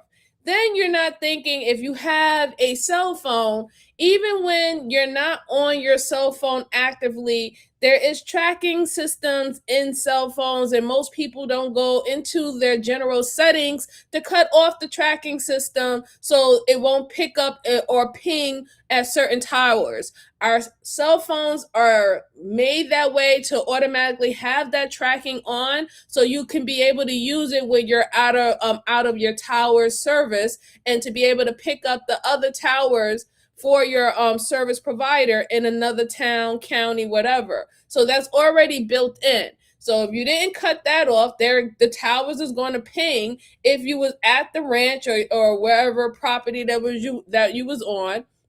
These are things that he wasn't thinking about. So I don't know if he was clumsy or careless, or did he, was he trying to play a game of wits in some way with law enforcement to find out whether or not if he did it or not. I don't know. I mean, we have had serial killers in our time, especially in America. We have had, serial killers in history who would leave little nuggets and shit like that for detectives to try to find, or clues and stuff like that, because it was their type of mind game where, can you catch me if you can. You think you close, but you're not really close, right? It's a sort of puzzle for them. So this dude didn't think everything through. And also the way how he tried to move on so quickly to another person and then move on to another state. Then with the whole changing your last name, your whole identity, literally sending the lady a work verification, a letter of a company that I don't even know is this, it's crazy. It's really, really, really crazy. But let's finish it up. Like I said, it's a long interrogation. I think we only got maybe 20 more minutes. So let's see what happens. Some people you think are still on your side are actually some of the best witnesses against you. They know the story, and they're going to tell that story when they testify. The day you Bruce, you're so sweet. Thank you. Where's you go? I left. I stopped for gas. I stopped at Home Depot. I believe I stopped at the gym. So I stopped at a house. You may have stopped at a house, but when the detectives out, there is no house. There's a reason why that keeps sticking in your head. You said Pennsylvania. You took them out. The fossils outside of the dirt. I set them in the dirt. That gray and black container. And it wasn't your personal property that was in those containers. It was Mindy. Yes, sir. I packed this against myself. So laptop You did hack on yourself. If your wife's dismembered body. Sir, that's not true. That is true. And you had in your car when you drove down that dirt road. Sir, that's not true. That is what you placed in the 30 or 40 feet off the roadway. Sir, that is not true. That is absolutely true, Nick. Exactly what the record show. Sir, that's not what happened. I don't know what you know about the country and dirt roads and the properties you all own, that you've ever been to that property before. But if you happen to hit the security cameras on the interest of 25,000 acres, which is a very large property, your phone, in your vehicle's phone, everything, every stop is recorded. You understand that? Yes, sir. Okay. You said that. So your 40 minutes that you're there, you're at the exact same spot where your wife's torso was found. The other spot where you dug with the shovel and hit roots, that's recorded on the very same information. The next spot that you stopped and buried her skull is covered. The exact same spot. Even the next spot with the leg is covered. So the stops are against like whatever it was that made you snap. Whatever it was, you just had to get out. You didn't want to tell her you wanted to leave. You didn't want to accept she wasn't pregnant, or you were scared and terrified that now you had this new relationship that was up and budding, and you didn't. This is somebody I've never met. Now you're married. After you tell your former in-laws, after you tell them you fabricate a message and send it to them and tell them that you died in a car wreck. I did not do that. You did do that. I did not do that. You did do that. While you're sitting back here waiting for months and months in time, you know you had the opportunity to tell the truth. Sir, I told the truth to the best of my ability. The truth's just too hard to tell. No, sir. You continue to lie. You lied from the beginning, and you continue to lie again. And that's where we're at. You understand that? So this is your opportunity here now to say what happened in that room. At that house with her, with Mindy. Sir, nothing happened. Okay. That's it. While Nicholas was in custody, agents from the Georgia Bureau of Investigation made a number of significant discoveries. A security camera at a municipal pump station captured his 2022 Ford Explorer driving down Jones Road just a few minutes before noon on Tuesday, November the 29th of 2022. About 2 hours later, the same camera caught the Explorer leaving the area on the same road. Investigators also found camera footage of Nicholas buying a Milwaukee utility knife with a red handle at Home Depot. And before that, another camera captured him buying a shovel at a different Home Depot.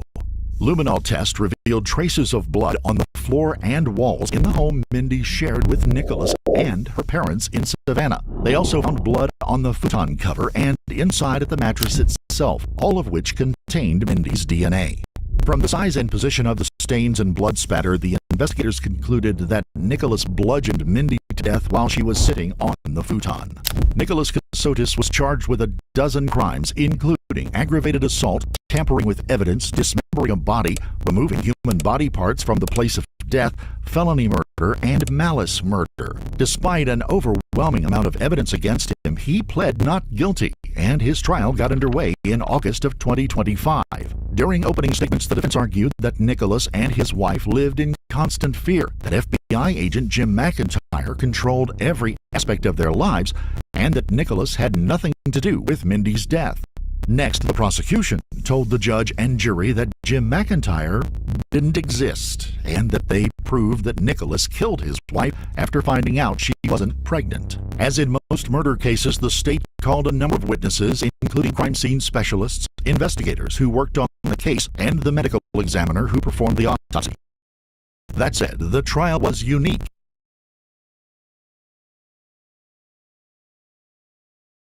You know what's so crazy about this? Because the fact is, I can't believe that the defense attorney still came in with this Jim's McIntyre fellow, and there's no recollection of him. Why haven't this person been brought to court? Right? If he's some security person or agent or something, he could have came to court. So why isn't he there? Why they still have him as a blank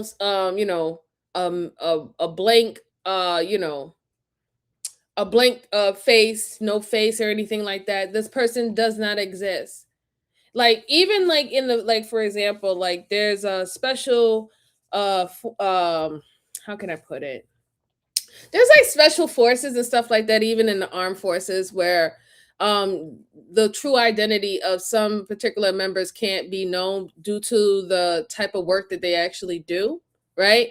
And even if that was a situation, they would have to come into court. I mean, of course, that situation would be closed off to the public, but they would have to show face in the court if they was actually called in. For the fact that there's no documentation of this particular person, who this particular person is assigned to, who their supervisor is, nothing about this gym fellow who was instructing this family to do this and to do that and to do this is beyond me insane. And I don't know, maybe he is having an episode or something. I don't know. I just think I don't believe it. I just think that he truly just decided to just do this to his wife, and everything that he have said, it leads to me that he was trying to find someone to have children with, and he didn't want to accept the fact that, I'm sorry, dude, your sperm count is low. I mean, that's just what it is. Your sperm count is low. All right. You busting, but it ain't hitting. That's just what it is. But that's no reason to take women's lives for it, especially these women that you're getting at a certain particular age, that they seem like they can have children. Even one even had a child. So I don't know. I really don't know. It's really weird. And shout out to We Unlock. I really, truly, truly appreciate you. Thank you so much for the New Year's Eve 2026, 260 jewels. I truly, truly appreciate you. Thank you so much for supporting the platform. Thank you, We Unlock. Thank you so much. Thank you for the support. Brucey said he would have to if they subpoenaed him. Right? Yes, exactly. If he would have to go if he was subpoenaed. He would have to go. He would have to show up. Especially if he's a part of their whole story, what they're going to present to the courts as, hey, this is the reason why that I wasn't able to do this to my wife, and I had nothing to do with my wife's death. He was brung up in the whole story that they did this because Jim said it. They moved to this state because Jim said it. He changed his name because Jim said it. Jim told them everything what they needed to do, where they can shop at, what time they can shop, everything. So he's a big part of their claim, right? So he would have to show up. He would definitely have to show up for the simple fact that he's not even in court and we can't even see his face. Or I don't know, maybe who knows? While we're continuing to go on, we'll see if somebody else is going to speak and they're going to say that their name is Jim McIntyre. I doubt it, because we just heard the prosecutor say that this Jim individual don't even exist. That means that they did their investigation to find out, is there anyone who's of any type of law enforcement or agent or any form of agency, federal agency, that knows this Jim McIntyre that was assigned to this man and his wife for protection due to the stepfather making threats and things of that sort, or trying to harm them. I mean, he had a very elaborate story, but yeah. Let's see. After a certain age, the baby makers turn into the plaything. Let's go on. In the fact that the defendant, Nicholas Casotis, took the stand in his own defense. What was the agreement on what you were supposed to pay Heather in that resolution? In that resolution, I was supposed to pay her roughly $1.5 million.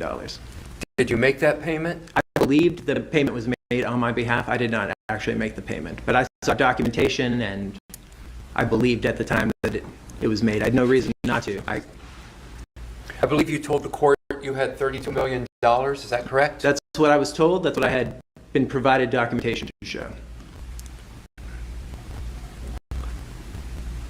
Okay, let's move back forward to the vandalism that you were experiencing. What type of vandalism was that? Nails in our tires, a broken window, things of that nature. I mean, we wouldn't even move our car some days, and it would have a new hole in the tire. Was there any result of you making this report to the FBI? Yes, there was. What happened? I contacted I tried to contact a former colleague who worked at the Department of Justice. I hoped that it would get us out of the bin of everybody's complaints and a bit more attention. I wasn't sure if I had managed to contact him, just because of his job. He keeps a very low profile. But several days later, I got a call at work. This was when I was working as a civilian at the Board for Correctional Naval Records, and Mindy said that an FBI agent had come to the house. What happened next with respect to Jim McIntyre? He came back a couple days later. Did you meet with him at that time? I did.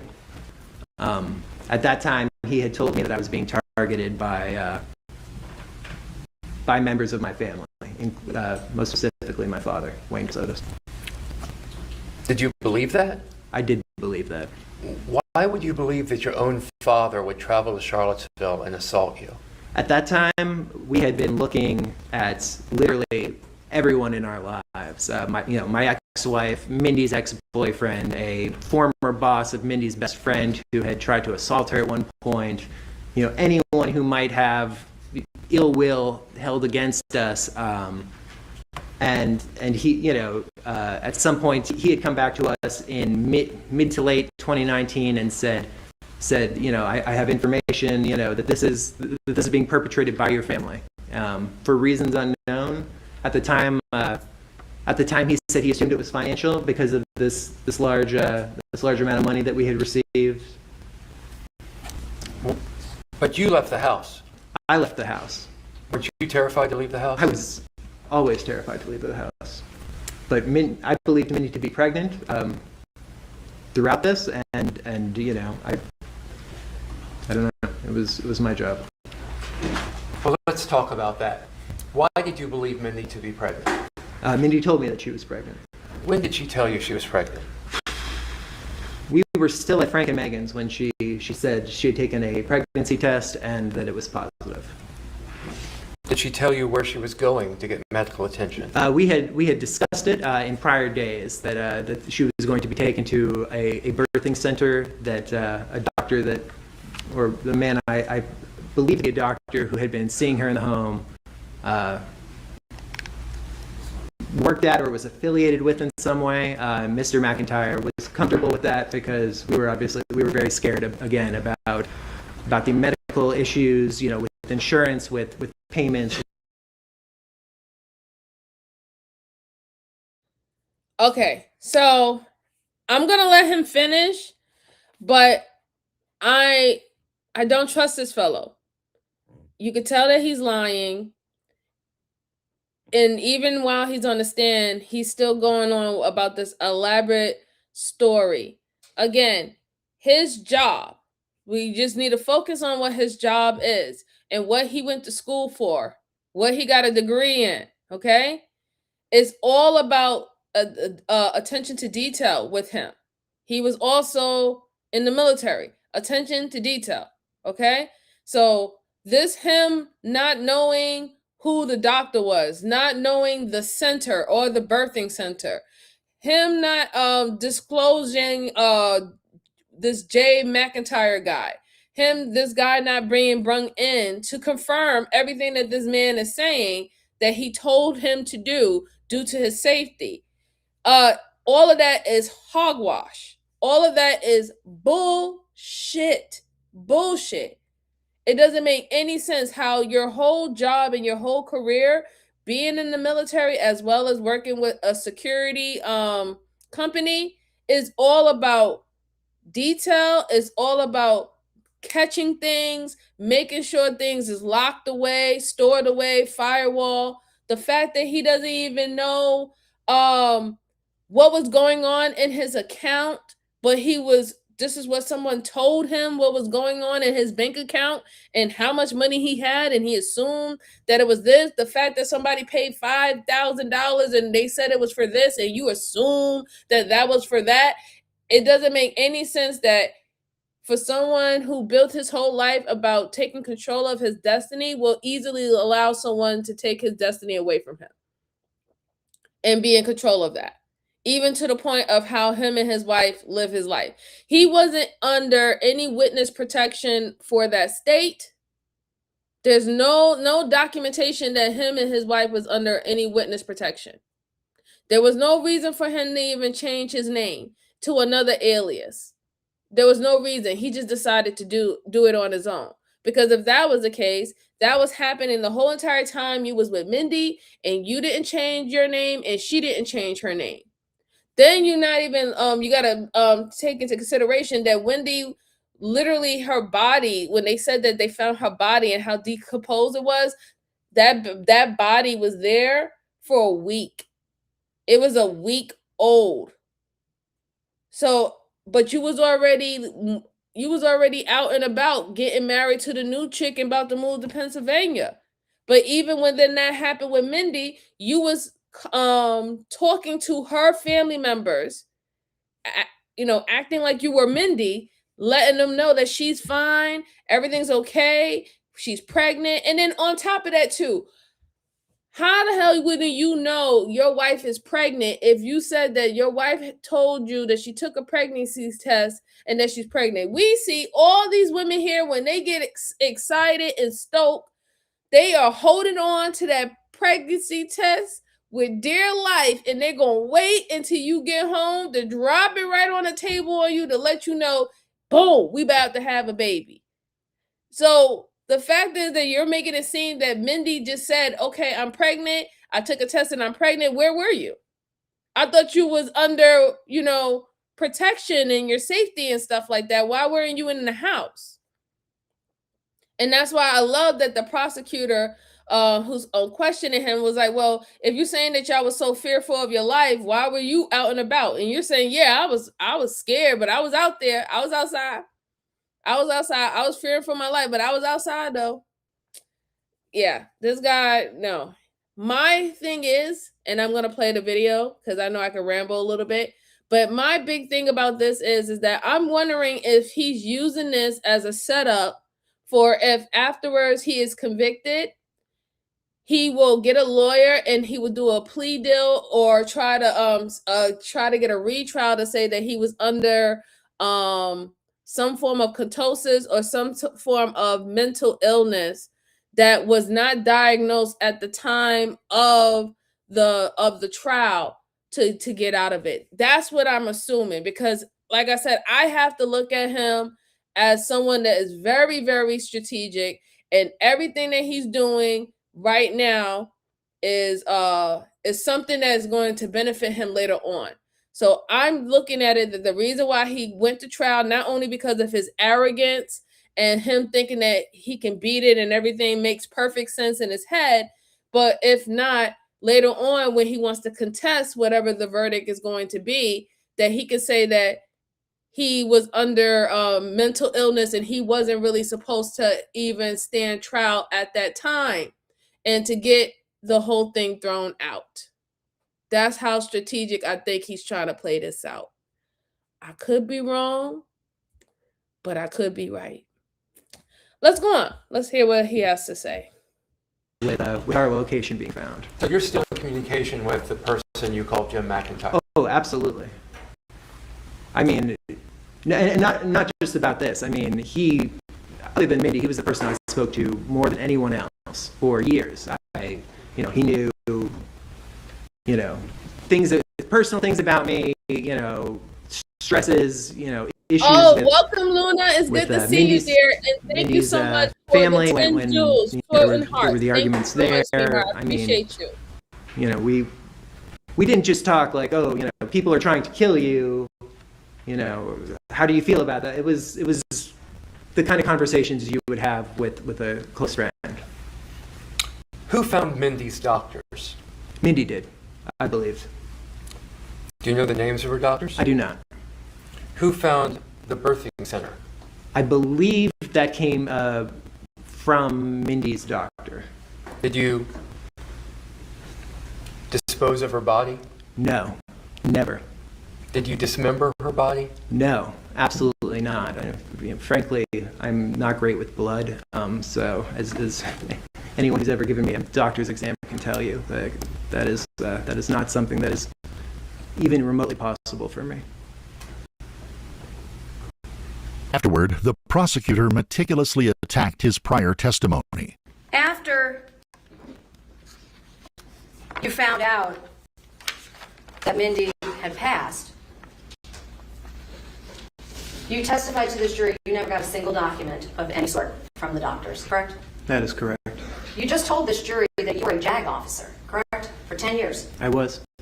You checked every detail, right? Yes. Verified everything, right? Yes, ma'am. You didn't get a single document at Hey, any point thank you. in any Let's of the go, time after her prosecutor. death? Let's go. No, ma'am, I did not. Death certificates, 1.68. They're registered with the state of Georgia. You're aware of that, right? I am. You never got a single copy of a document from a courthouse? No, ma'am. I asked about it once, and I should have followed up, but I did not. You yourself, as an attorney, never got a single document. No, ma'am. I didn't have any reason to have a document, and so I failed to follow up on it. You were on trial for murder, correct? Ma'am, I was not. In anticipation of today, in your testimony, you knew you were on trial for murder, correct? Yes, ma'am. And you didn't bring a single court document with you. Well, ma'am, I believe the testimony is fairly clear that I was lied to about Mindy's death, and that I did not have a document because there were no documents. But 1.84. You provided Samantha with an employment verification, correct? Yes, ma'am. Okay, no problem, Bama. I'm going to look at it. Thank you so much, Bama. February 12th, 2018 to present. That was January 12th of 2023, correct? yes, ma'am.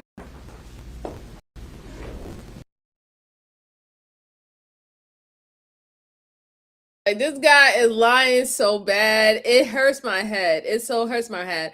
Especially because, I mean, I used to sit by the Jag, right? I used to be right next to the Jag. I had to deal with them all the time. And this guy, like, sir, your job is all about being, you know, to the T, to the dot. And even if you have experience going to the Jag or dealing with the Jag and all the stuff like that, even certain things that have to be signed out for like wills or anything of that sort, you have to have witnesses. You have to have numerous of witnesses. There's about like 5 people that got to sign every documentation, you know what I'm saying, before it is actually, you know, done deal. And also has to be stamped and signatured and everything under the sun. So he should understand that. He knows that. He know more better. You know, you got literally trained by the at that time it was called the Department of Defense, but you was literally trained by DOD. You know more better. There's no way in hell that you didn't do any follow-up, no double checking, no verifying. That's literally what your job is about. You're literally attorney just for the military. You still have to act and perform as a attorney. You know what I'm saying? So for you to say that, it's just like, I'm like, I don't know what is this guy's MO at this point. I really don't know. I really don't know at all. And then on top of that, him being an attorney and for him to not even go looking or searching for documentations to bring in to try to confirm everything that he's been saying to them, to come there and to show up with no papers, but just people just supposed to honest to God believe whatever is coming out your mouth is crazy work for someone who is a attorney. It's just really, it's crazy to me.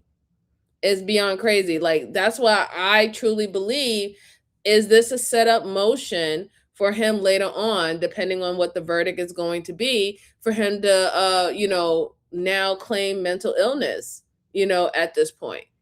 That's what it looked like it is leading up to. But well, let's go. Let's see what else he has to say. Let's see. Bama said judge, advocate, general. Yeah, judge, advocate, general. Thank you, Bama. That's exactly what it's called. Let's go on. You never got a single paycheck? Not paid to me, no. So for 5 years, you worked for a company and got zero money handed to you. Handed to me, yes, ma'am. So for years, you had been trying to get pregnant. Yes, ma'am. And your wife was finally 8 months pregnant and terribly ill, correct? Yes, ma'am, I believe so. And you never went to see her? No, ma'am, I was talking to her and checking on her, but I did not physically go there because I did not think it was safe to do. Well, just in your testimony earlier, you said texting, not talking. Yes, ma'am. I use them interchangeably. I'll be more clear. You never spoke to her? No, ma'am, I tried to multiple times, but we couldn't get a good enough signal to have a conversation. And when you couldn't get her, you didn't go see her? No, ma'am. So when you filled out the paperwork for the Missouri change of name, you indicated that you did not owe anybody any judgments, That was my understanding. Yes, ma'am. that there were no cases requesting money pending against you, correct? Yes, ma'am. Yet you stood in a court of law in front of a judge who told you when to be back to settle what was owed to Miss Thomas, correct?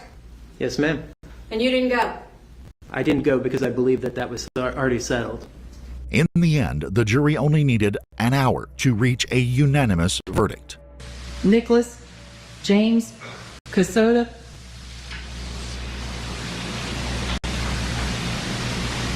Count 1, malice murder, guilty. Count 2, felony murder, guilty. Count 3, aggravated assault, guilty. Count 4, concealing death of another, guilty. Afterward, the judge handed down the stiffest possible sentence. Well, Mr. Weinstein, the totality of the sentence being a sentence of life without parole plus 20 years to serve. We would like to extend our sincere condolences to the friends and family of the deceased.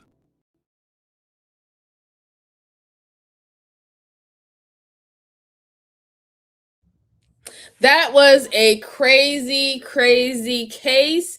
It kind of confused me in the beginning a little bit because it was a lot of verbiage. One way it was going this way, one way it was going that. And it was pretty much because of him. He was trying to confuse everyone. He had an answer for everything. But like I said, the way how he even answered, but he didn't have any concrete detail, went completely opposite of what his career field was while he was in the military and even what he did in the civilian world. Like, it's completely opposite. Like, you wouldn't, if he would have operated the way that he did and he was still a attorney or even with that security company, he would have been fired a long, long time ago, right? Like, he really would. So that's why it didn't stick. It didn't make sense.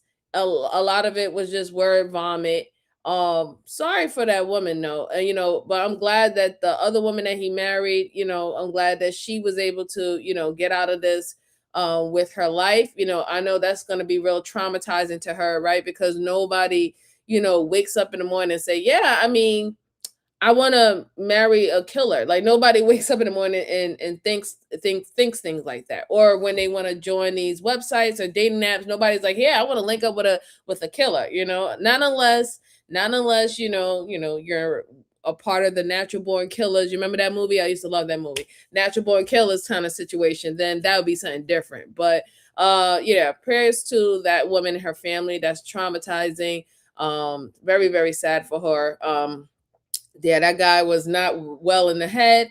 Obviously, he got life in prison without parole plus 20 more years. Hopefully that's enough, right? Hopefully that's enough. And like I said, just keep in mind about what I've said, because I'm going to see if he did try to make appeals. Those are things that you could look up and see if there was any appeals board for him. I mean, it won't happen right now since this happened in 2023 going into 2024. So this is very new, this particular case. But I do want to know whether or not if he did try to appeal or the verdict, and whether or not if he will go with the insanity plea, trying to say that, the first trial should be thrown out because it's been diagnosed that he's bipolar or something like that, and he shouldn't have been able to stand trial. I would love to know if that happened or played out with him, because I wouldn't see, I mean, I don't see anything else different with him. But nonetheless, guys, I'm so glad that y'all rocked out with me as long as possible. Sorry for all the technical difficulties that we was having this evening. It wasn't it couldn't be helped. I tried to do as best as possible. I will be trying to go back come back later on with more cases as soon as I have a day available. So just keep your notifications up. I truly, truly appreciate you rocking out with me. I wasn't in my best shape. I'm still coming back from being sick for a couple of days, but we was able to rock through as long as we did. So just make sure you're hitting the like button for me on your way out. Truly, truly appreciate it. And again, if you know anyone who's interested in these type of cases of us going through it and reviewing it and pretty much analyzing and identifying tactics and things that we could see in interrogations, even within the court, just share this out to anyone who's interested in that. And as always, guys, I appreciate you. Like I said, look out for the notification until the next time I come on to bring on new cases. And have a good evening. Enjoy the rest of your evening and the rest of your weekend. Talk to you later, ones. Bye-bye.